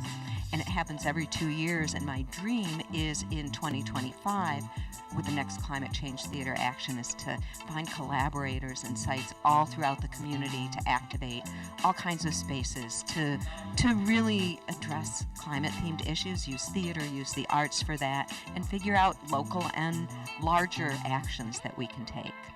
So creative placemaking is taking spaces that already exist, and to me that means involving community in activating those spaces so that they're more engaging, so that they're more inclusive, so that they're more connected and welcoming to everyone, and using the arts, using all kinds of arts and culture to do that. Today we're here at the Cadillac Room for Creative Placemaking Summit 9. This is our 9th annual event. This is a conference that takes a look at creative placemaking here in the Greater Lansing region as well as across Michigan. We're examining national trends, and we'll see speakers from as far as Atlanta and South Florida today. We are looking at case studies, we are looking at local examples of placemaking, and we're also considering the ways that placemaking intersects with the arts, with landscape architecture, and many other fields and sectors. Today you will see presentations from speakers including Danny Brockington of the Guild, Nancy DeJoy, and many others, including Mikey Austin of Our Space 517. So we'll hear from both local and national voices in the field. Hello, everybody, and welcome. I can't believe this is our 9th Creative Placemaking Summit. Woo! Thank you for being here. I'm Megan Martin. I'm with the Executive Director of the Arts Council of Greater Lansing. When we started this event, we had no idea where it would go. It's been an amazing journey. I started off on the Creative Placemaking Summit Steering Committee and have been available for each one since, and I can say that it's been an amazing journey. We proudly welcome you to Rio Town, and we're looking forward to a day full of learning, connection, and inspiration for our communities. I'd like to start today with a big thank you to the people that made this year's summit possible. First, our impact sponsors, Lansing Board of Water and Light and Capital Area Transportation Authority, or CATA, who's our registration sponsor this year. They made it possible for everyone to be here for free. Over the years, CATA and BWL have done so much to encourage and support arts and culture in our region, and I'm so grateful for them for that. I offer my heartfelt thanks to both of you for the many wonderful opportunities you've provided to our area artists.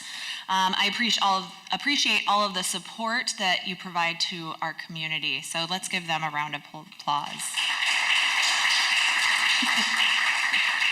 I'd also like to thank this year's distinguished sponsor, MSU University Outreach and Engagement.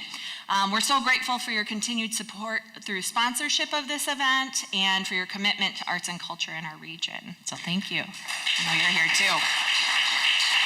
Here we are, kicking off another year, and we have a new format, of course, because we like to switch it up. We like to keep it fresh, offering new ways to connect and learn about the creative placemaking that could be done in our community and why it's really important to us. This event has become such a key piece of the work that the Arts Council does to support arts, culture, and creativity in the Capital Region. Wow. And we're truly grateful for the ways in which everyone continues to embrace this movement.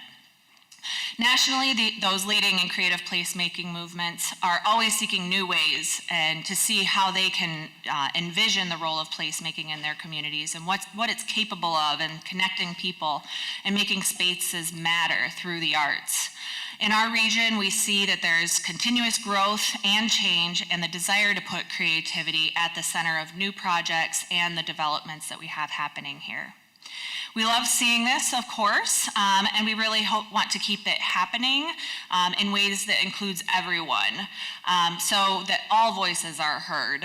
So cultural histories are held and reflected in our communities and neighborhoods, and in places and spaces that are genuinely welcome to all. To help us in that mission, we have planned an excellent lineup.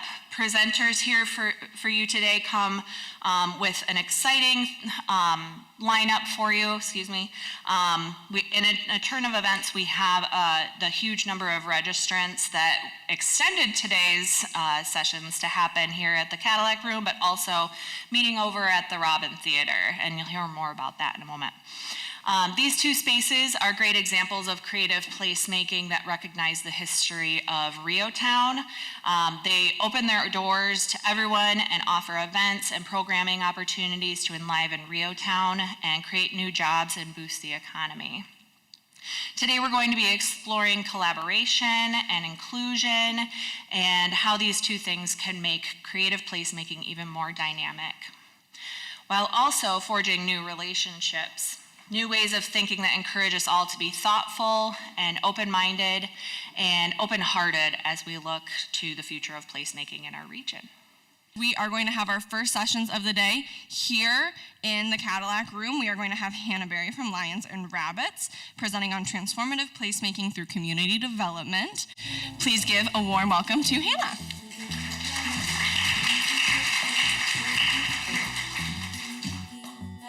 Hello, everybody. Welcome. Thank you for coming. My name is Hannah Berry. I run an organization called Lions and Rabbits Center for the Arts. We are a hybrid model. I'm just going to start there, and then we'll go through what we're going to talk about. So we are a for-profit, nonprofit model. We started, like she said, as an event space, and then we quickly realized we can't throw like 100 weddings and put up public art at the same time with 6 people. So when we closed our event space, that is why we closed it. We actually still occupy we don't occupy it. We have a tenant in that building, and it is an additional revenue source for public art within West Michigan. So raise your hand if you represent a municipality, or if you, I would consider the right place a municipality if you are here today, right now still. Okay. Raise your hand if you represent an artist collective. What about an organization that serves artists? Okay, awesome, sweet. So, great. Lions and Rabbits started as an organization that serves artists and events, and we just used that revenue to continue to build the organization. But what we realized is everybody who was coming to those events or like having weddings in our venue was also trying to build that collaborative work and might not have been artist residencies or anything, what have you, within the arts. So raise your hand if you're trying to do placemaking. Right, that's my point. So whether you represent a municipality or if you're an arts collective of any kind of capacity, what we're all here to do is to make active, good places for people. So, Lions and Rabbits, I will give you a little bit of quick data on Grand Rapids. Is anybody familiar with Grand Rapids? Raise your hand if you're kind of familiar. Who knows what Art Prize is? I'm guessing. Okay, cool, great. So, Art Prize is a festival that happens during time, in 3 weeks during Grand Rapids time, but there is not an arts council in Grand Rapids. So, we work kind of collaboratively with almost like every organization that does arts, whether it's like the symphony, the ballet, or people working like neighborhood-based initiatives talking about redlining. So Lions and Rabbits is not a landlocked place like many other places are, but we did start in Grand Rapids in one building. Downtown Grand Rapids is a 4 square mile of tax increment financing, and they capture about $15 million annually for public placemaking. 4 buildings down from that is where we were, and we were in a neighborhood that was in a $7 million deficit and on a street that had a $22,000 median income. So a lot of young families, a lot of people who have already had to move from one location to a next location and in an area that's kind of forgotten within Grand Rapids, but going to be built up. So fast forward to now, there's now like 150 apartment complex unit. There's another one that has like 74. It's really deep, 500 unit going in a couple different areas. So it was like one of the last areas that wasn't naturally touched by economic development money, but it was funded by the people who lived there, worked there, and wanted to see it thrive. When we were in that space, we found we could use the revenue from all of these events to do all of this different kinds of public placemaking. And obviously, we deeply care about the area, so we did most of the placemaking within Creston. That's the neighborhood that it is. What we were doing is we were taking money from the Downtown Development Authority, using that to do projects all through the downtown, learn about like what a furniture zone is, which is actually how the curb hits the ground, and all these different kinds of things so that we could get to yes to pass these projects in places that didn't have the same amount of money. So that's kind of how we've been operating year after year after year. The downtown now has a huge placemaking team that does almost all of their placemaking. We sometimes come in and we'll work with them. We sometimes come in and work with Art Prize, things like that. But for the most part, once there are jobs created, we kind of back off because we are about long-term strategy for arts and culture. So we are changing our mission statement right now because it is a little bit older than what it needs to be, but it is about creating prosperous opportunities for artists. We want to make sure that artists are paid no matter what. That's never going to leave our foresight, but what we're starting to realize is municipalities and community members are coming to us to say, how can we get art in our community? And artists are waiting for those opportunities a lot more because there's not the strategy on the foresight of things. So we've kind of shifted our model from we're the people putting up all the public art to every community has public artists, and we want to make sure that municipalities, organizations, foundations are all set up for success alongside of those artists so that when a strategic plan is made about arts and culture, that artists are at the forefront of that conversation. So what is placemaking? Placemaking is centered around people, right? It's about identifying place. But a lot of times people talk about placemaking, they're talking about trash cans, they're talking about people that are coming and, like helping people fix their tire or find their way to the public museum, right? Like the ambassador system that we have in Grand Rapids. But that is placemaking without place meaning, right? That's not identifying people for what they need to see and want in their community. That's not rewriting grants so that people get to see and do what they want in their community. So Lions and Rabbits is kind of trying to shift what that narrative means and really diving into places, a sense of belonging, to talk about the stark inequities, to talk about the collective trauma, all these things that have made our place a place, and then how do we use each other to come together and make better things. Placemaking is also known as public art. It's known as installations, it's known as festivals, all these other things. So really, it's arts and culture being at the forefront of public space.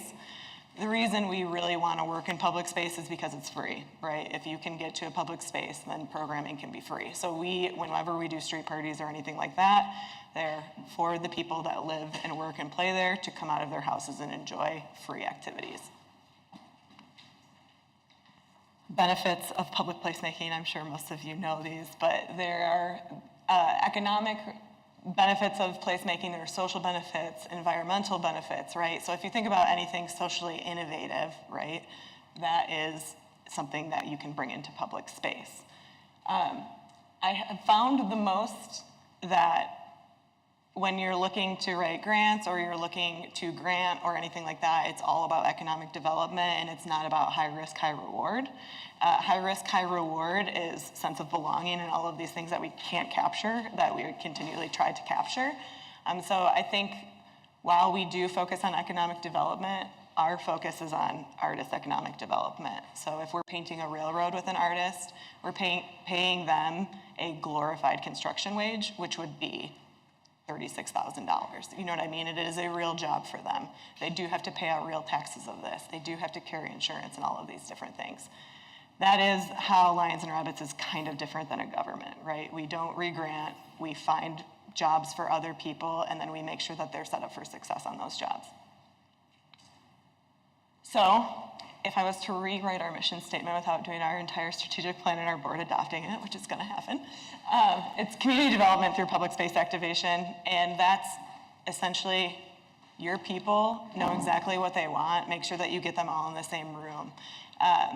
The wealth differentiations in Grand Rapids are huge, right? You have a lot of very philanthropic families there with a lot of personal agendas, whatever you feel about it. You also have people who are making $20,000. You have a lot of immigration, a lot of different things in Grand Rapids, and the communication mechanism in between all these parties doesn't work. So when we talk about public space, that's where everybody's going to go gather. Whether it's at the same event or not, they're still going to be there. So if we can continue to bring in the voices of the people who live and work there, then we can continue to push it up when we have really cool things at like the Van Andel Arena or Art Prize or things like that. I'm going to talk for a little bit about some of the projects we do because I'm pretty sure probably this is what everybody wants. But Lions and rabbits, like I said, we don't want to be gatekeepers of public art. We want to be able to like pass the baton, right? So whether we've learned something or we haven't learned something, we're willing to share that knowledge. Painting storm drains is a great example. We are funded by Meyer Foundation to paint storm drains because they are like, hey, go bagless. We need to do better things for the environment. We do this beach cleanup. So what we do is we work with communities to paint their storm drains.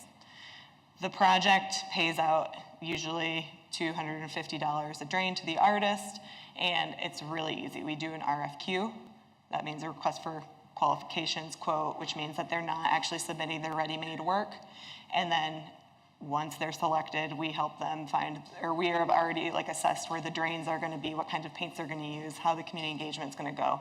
We bring them into a open forum, like a studio, portrait studio, do headshots with them if they would like their headshots, interview with the news, 7 different tables of organizations that are there to be resources for them. And that's including like Bank of America, who's going to teach a Business 101 class, and it's free for artists. So we're really, really, really working on that kind of thing with the Storm Drain Project. It's our intro program. We also teach the drains in the school system. Why do we do it? Because all drains lead to waterways. It's just as important for an adult not to throw their cigarette butt in a drain as it is for a kid to not throw their soda pop top in a drain. So, and it's a project that's small scale. It does not mean that this project is easy. This is definitely an able-bodied project because you have to get down on the ground. So there still are very, very many issues with the program, but now Lions and Rabbits is working with disability advocates to try to figure out ways that the drains can be transferred onto the ground. You know what I mean? So Lions and Rabbits isn't here to be like, we'll paint drains, nobody else can paint them. We're like, hey, we can paint drains and this doesn't work and this doesn't work and this doesn't work. So if you have a solution for it, come join the team, right? Like that's all we want to do. And then here's the toolkit every other place who wants to paint drains because we need project managers everywhere, right? Same thing with the mechanical boxes. This is when Downtown Grand Rapids Inc. didn't have a lot of employees. It was essentially Kim Van Drill and Hannah Berry doing projects in downtown. And it was, we picked a book, the Rad American Women book, and it was Incredible Women, A to Z, written by Kate Schatz out of California. And it was about identifying walking paths that are accessible to people, which this did not actually hit, just so you know.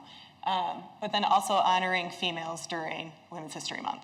So it was a female identifying project, mechanical boxes A to Z. There was one that's like the start box where you grab everything and you learn about everybody. But you can walk through Center City, Grand Rapids and learn about all these influential women. It is on audio in Spanish and English, and while you're taking the tour, you learn about the artist that painted the box, and then you learn about the Rad American Woman. It projected us even further to bring Kate into town. She did a bunch of speeches and was talking about how streets are not named after women, Braxton Hicks contractions are named after men, like all these different things. So it's like, okay, so what's next? Well, we should reclaim spaces for women. So from this project, from mechanical boxes, then spiraled the next year, which is the Women's Way. If you go to womenswaygr.org, you can find it. But it's highlighting influential Grand Rapidian women, large scale in alleys. So there's one that's like 8 stories tall, and it's Molly Ortiz Blakely. The alley is actually, if you go on Google Maps, named after Molly Ortiz Blakely now. And there's a whole story behind it, a ribbon cutting celebration. The really cool thing about these projects are these are family members that still probably live within Greater Grand Rapids. So we bring their families in, we do a huge documentary about these women and what they've done. Power of public art, right? The next one is Nancy. She has been trying to get public art up. We have, in Center City, Grand Rapids, there's an art policy that I won't get into because I'll get heated. But a lot of things don't pass through public policy. And so in Grand Rapids, we're kind of trying to like break apart the system to rebuild it, whereas in other places, there is no system, they want to build it, right? So Nancy has been trying to paint some of her cultural heritage on some mechanical boxes for quite some time. There are some image problems with, is it too drastic, or all these different things. So pushing policy through public art is very, very important to us. We also push policy through public art for the ground. Like painting the storm drains took us over 4 years to do, and it was a grant from the Wegge Foundation. So the fact of the matter is like most of our job is how do we get to yes, and then how do we build the teams that want to do it so that when it does happen, that it was the way that it was supposed to happen. Pushing policy, Grand Rapids, you weren't allowed to paint the ground. Now you're allowed to paint the ground.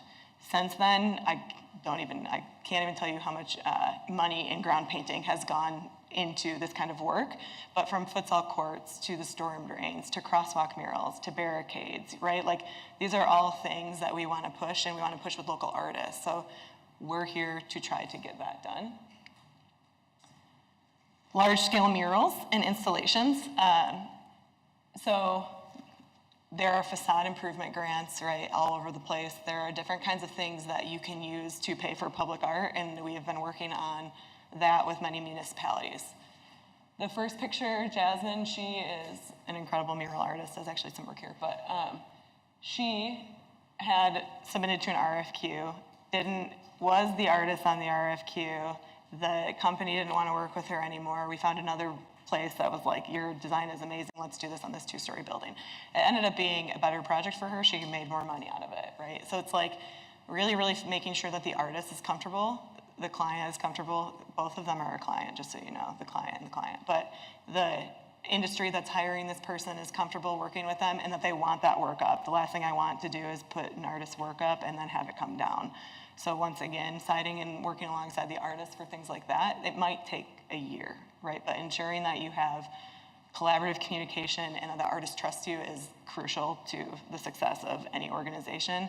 I also think that's part of the reason why we're successful, is because we are not landlocked and we are not part of a government. The next one is Ada, Michigan. Ada, Michigan is known for being a wealthy region. That said, this is a tax-funded DDA project that there were no families involved in. So what happened is we knew that people wanted to paint the railroads there because they're building up Center City. We wanted to make sure that it's done by a local artist. We've painted international railroads before. It takes 3 years. It's so long. It's a process, and it costs a lot of money. So can we prove it here with this artist? And we did. And so we did an RFQ for this project. Once again, this payout was almost $42,000 for the artist, but the road closure was $15,000. The permits were $2,500 for one. We did 2 sets of railroads too, so this is just one of them. And so really making sure, like I said before, that strategy is there so that when the artist goes to paint, they're ready to go. This artist has never used a scissor lift. This artist has never power wash anything, right? Like, there are so many things that gets glorified construction management until the art goes up.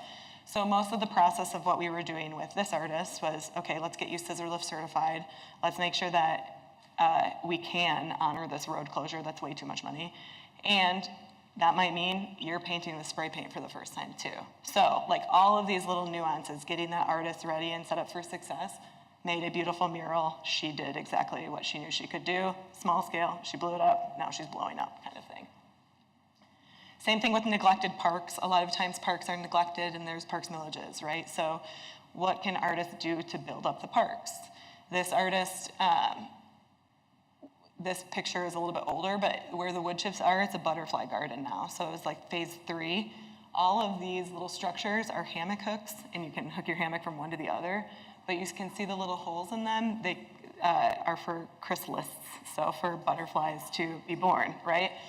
They do crystallize in there. Year 3, they're actually doing it. So it's like, it's a butterfly garden that an artist figured out a solution with parks money, right? Like, that is amazing. And the fact that our parks department wants to do that kind of work, latch onto it, grab them, right, kind of thing.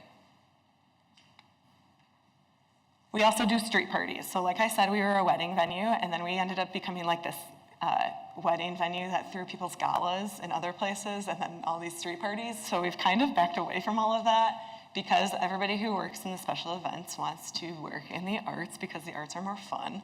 And that would mean the street parties are a little bit more engaging. We started doing street parties, and we were like, okay, let's make sure that the vendors show up. They need to pay $125.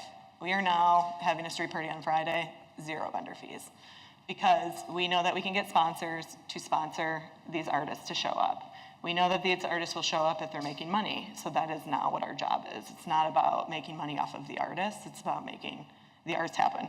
And some stats for this, we used to use, I'll talk about it in a second, a match campaign to do this, but last year we had 292 new artists at markets, and we raised $134,000 outside of the artists. So it does work. For public art projects last year, I don't have this year's numbers, but they're way higher. But for public art last year, it was 22 public art projects. We raised over 120,000 through crowdfunding. So people want it, right? Like I said, everybody's here to do placemaking. That doesn't mean you're necessarily the artist, but you might be sitting next to one that you could pay to be there, right? So, and then with the drains, like to prove the point of the drains, there were 0 drains adopted before the project. There were about 14 right when we started. We've painted 175 drains, and there are 14, almost 15,000 drains adopted in the city of Grand Rapids. So why? Because people walk by and they see the drains. They're everywhere, right? And the cool thing with the drains is we use eco-friendly paint, so then when it goes down the drain, it doesn't ruin the environment, right? But then again, you can repaint that drain with a new design over and over because it's a smaller project. With these street parties, we do them in the street, which also is a how do we get to yes all of the time because of construction in Michigan in the summer. But with that being said, there is something nostalgic about people being able to walk on the road that they live in, that they're never allowed to walk in, that they get hit by a car on if they walk in, right?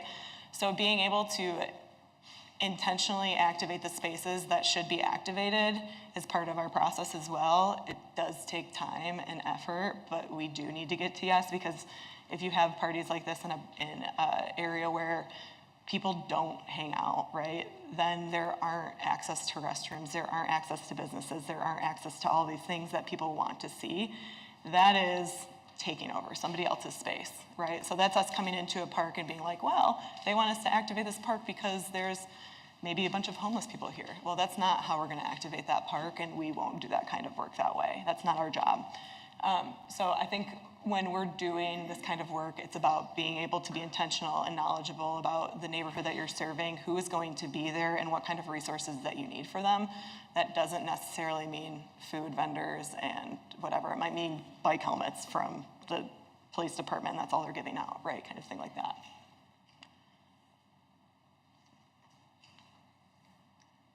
So we have learned there are many, many, many problems with public placemaking, right? Everybody knows that it's public placemaking can be coined as gentrification. I'm really excited to go to one of the next sessions because of that. And sometimes it really is. So acknowledging that and making sure that the collaborative partners that should be at the table are the people who are starting the process is incredibly important. I sit in a lot of working groups. Some have only executive directors. Some have only collective people that are not allowed to be an executive director. And to be able to cross-communicate between the two of those are what I think is the most important thing that we're doing right now. And that is how Lions and Rabbits defines our community development through public placemaking. And that's where we see public policy. Okay, so you have funders, you have the government, and then you have the community and you have artists. How do all 4 of them coexist together is very challenging to figure out, but it can be done. That said, I think the most beneficial thing to get to yes has been the Patronicity dollar for dollar match grant that the MEDC offers. It's different state to state, and we do work in more than just Michigan, but for Michigan, it is amazing because you go to Patronicity, they take a 5% of the overhead, they are a for-profit, but it's about public space activation and it's about crowdfunding. So think of like a GoFundMe for a new park or new murals and a vibrant street party in an area that doesn't have access to pay for the entire thing. We use this match grant very, very intentionally. With that being said, it's only certain organizations that we'll work with this match grant with because we understand that we are trying to fundraise for other organizations to get public art. I think that's where the biggest way that policy comes into play, because working alongside of local municipalities to try to get this kind of work up through a facade grant that might be the dollar for dollar match. Working with local business owners that might give out food at a paint by numbers day so that people from the neighborhood can eat, paint, and kind of see what's going on in their new neighborhood business. This platform gives you the opportunity to do that for half cost, essentially. So being able to use that as a resource and having cities buy into organizations doing this kind of work, giving organizations the money, not doing it in-house, then that's when you start to see the synergy between all of it. I think it's very, very detrimental for all of this work to sit in House and government. So if you can find organizations that want to partner with you on strategy or partner with you to project manage and even our part-time city employees, that's fine. But being able to make sure that placemaking sits at the table of the people, not the tax dollars, the people then spending the tax dollars, is super, super important to us. And that is why we know long-term planning is crucial. And that's why we've kind of changed from project management, here's all the tools, go project manage your artists, here is the strategy. On that table right there are a bunch of coloring books. Oh, I have double mic. Oh, I didn't know that. A bunch of coloring books for everybody. And you can pick one up now if you want, or you can do one later. But it's about exactly what we're doing. What is placemaking? What are these phases? I'll go through the phases really quick, and then we're just going to kind of do Q&A. But we have found that if you do placemaking in 3 phases, that it's the placemaking strategy in 3 phases is the easiest way to make sure that people are set up for success. So, like I said, we're from Grand Rapids, but we're doing this work in a lot of other places, several different states. We have a couple different companies that have many locations that they want hyperlocal artists at. So they're having us go and scout hyperlocal artists in Boston and other places. So we've found no matter where you are, everybody needs this kind of work, because that's why we're in Boston scouting other artists, because nobody has it. But it's really understanding what the systems are. So I'm going to use ADA as a case study, because ADA is going to come up in a second.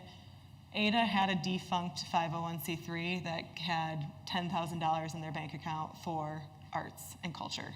They said, well, we're elderly, we need some young blood in here, how do we do this? It was the same time we were doing the railroads. We said, okay, let's bring everybody to a local bar and grill, and let's have a happy hour with a bunch of charrette information. A charrette is like, what does placemaking mean to you? What does a sense of belonging mean to you? Really like kind of gathering questions. We had a huge map of ADA. Place stickies where you want to see art, what kind of art is based on the color, things like that. We did that, and we helped form a very, very, very small committee of 13 people to then start to do this kind of public placemaking work. Step 2, that's where we're currently in now, is foresight. So IFTF is a really good plug if you're into this kind of work, if you want to learn about foresight work. But what their work is doing is you're looking into the future. If Ada is a small village and wants to be a retail hub, how do we get there, right? We're here, we want to be here, how do we get there? That's the foresight we're doing. And so now our group that has come together is about 25 people collectively saying, we want to see public art this way, or we have public art, or we have these kinds of infrastructure builds, but we want to see it this way. And so now what we're doing is coming up with the projects that they want to see, the bylaws that they want to see, how they want policy to be rewritten for their township.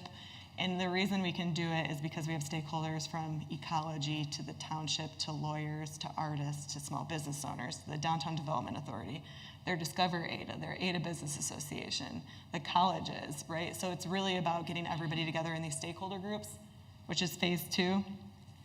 And then phase 3, deciding what projects, right? So I'm talking about things well ahead of painting a railroad. This is the difference. Ada wanted to paint their railroad and develop at the same time. That's great, but now we're developing 6 months into the railroad's already being painted. We've thrown street parties, we've done all these things. It has collected a lot of people, but what it has done is left a lot of questions of who's gonna own what event, where do proceeds go from this, right? If you have an overarching strategy made by the people who are artists and how they want money to be deployed back to them, you would be able to do that in the beginning.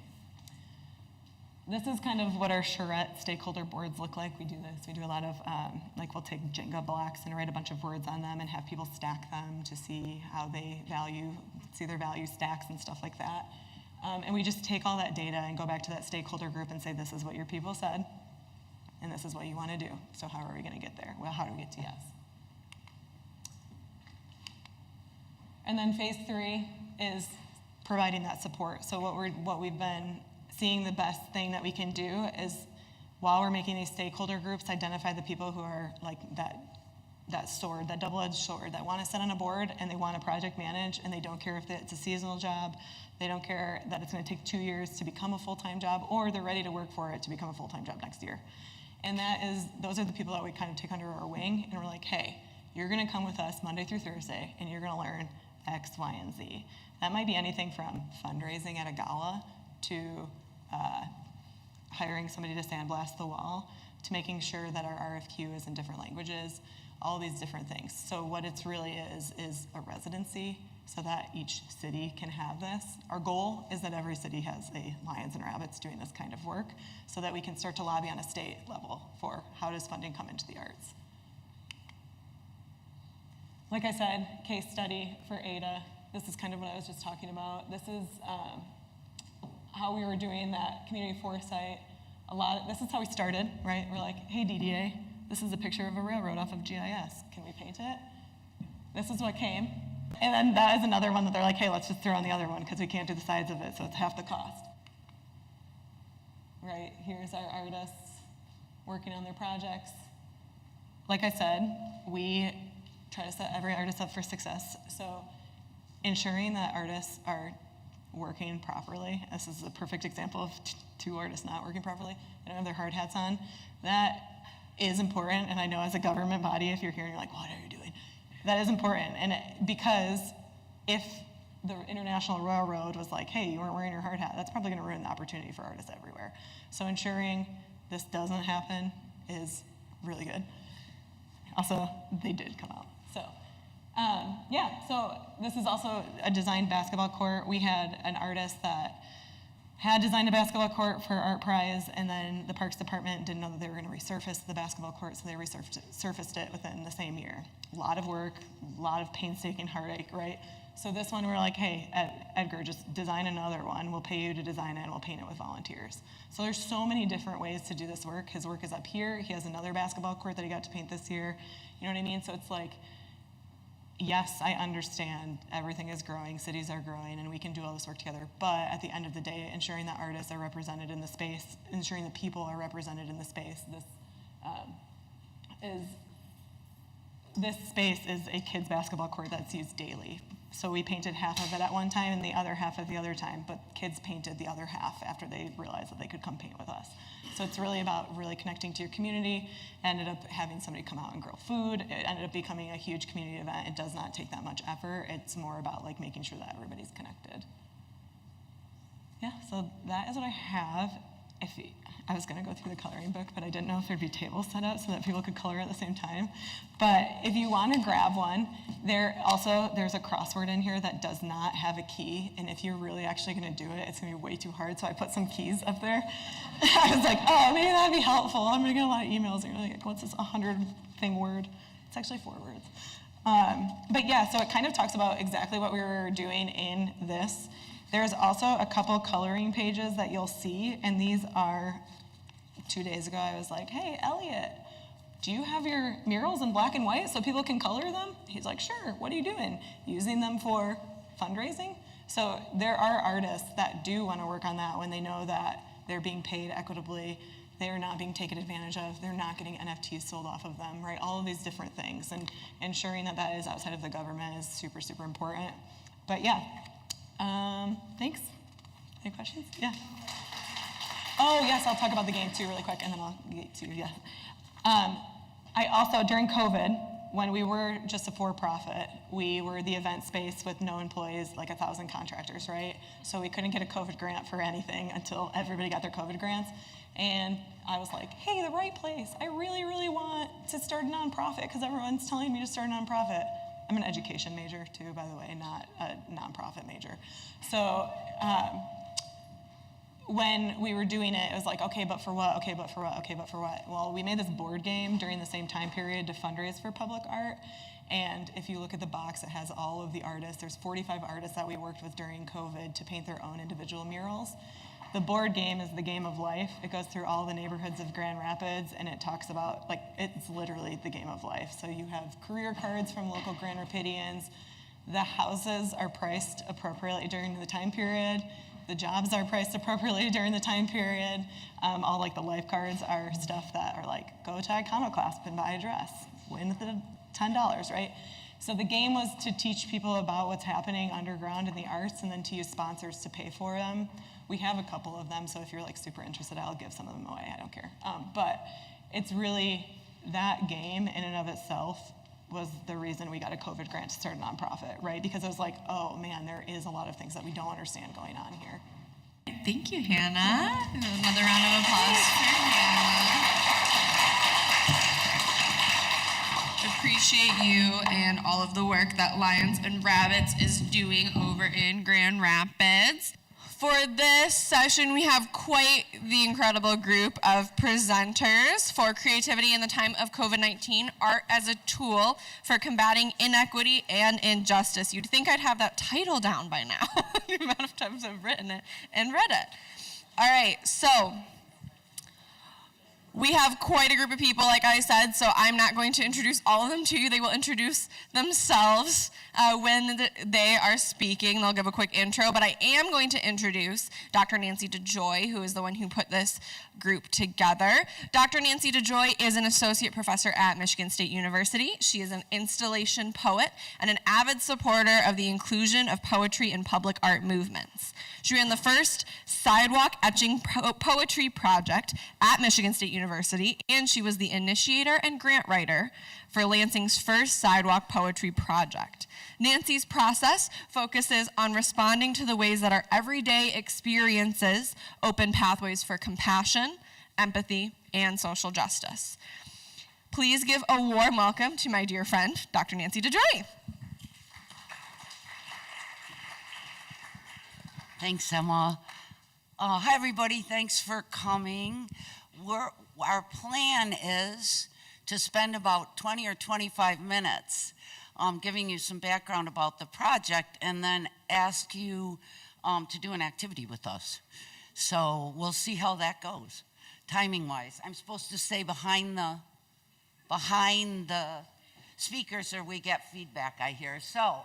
Art for Equity and Social Justice is a Mellon Foundation funded project that has created a more inclusive understanding of how people disproportionately affected by COVID-19 use creativity to respond to inequities. The project culminated in a month-long exhibit of over 230 creative artifacts from all 7 continents. In addition, the Michigan State University Library will host a repository that makes the artifacts and exhibit materials available to researchers around the world. The repository contains supporting exhibit materials, including alt text descriptions and labels in 5 languages. Ben and Kelsey will talk a bit more about the repository and the supply chain management issues. So this was a Just Futures grant. This was an experiment that Mellon did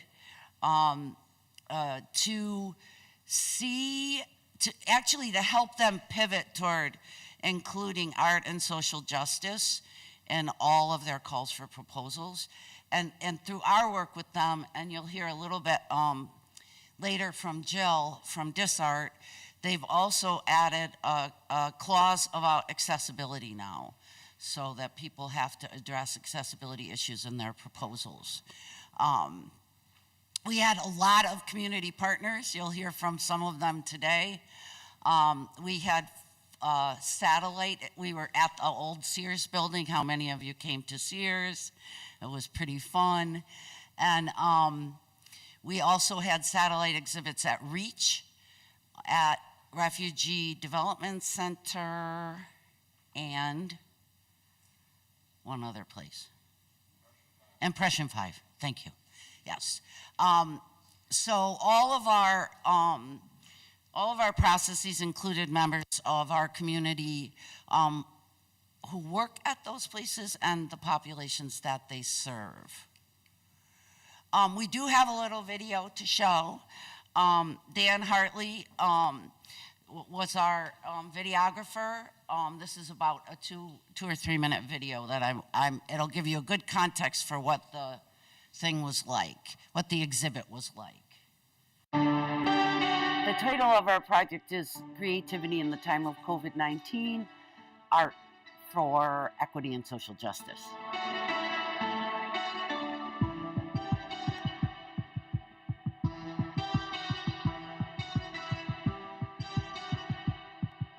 We have 230 pieces of art from every continent, all 7 continents around the world. From artists that were disproportionately affected by the COVID-19 pandemic to create a space for people to come, to look, to feel validated in what they went through during the pandemic, and to really foster community. We wanted to have a way to tell a story that was more inclusive than the stories we were seeing on the news.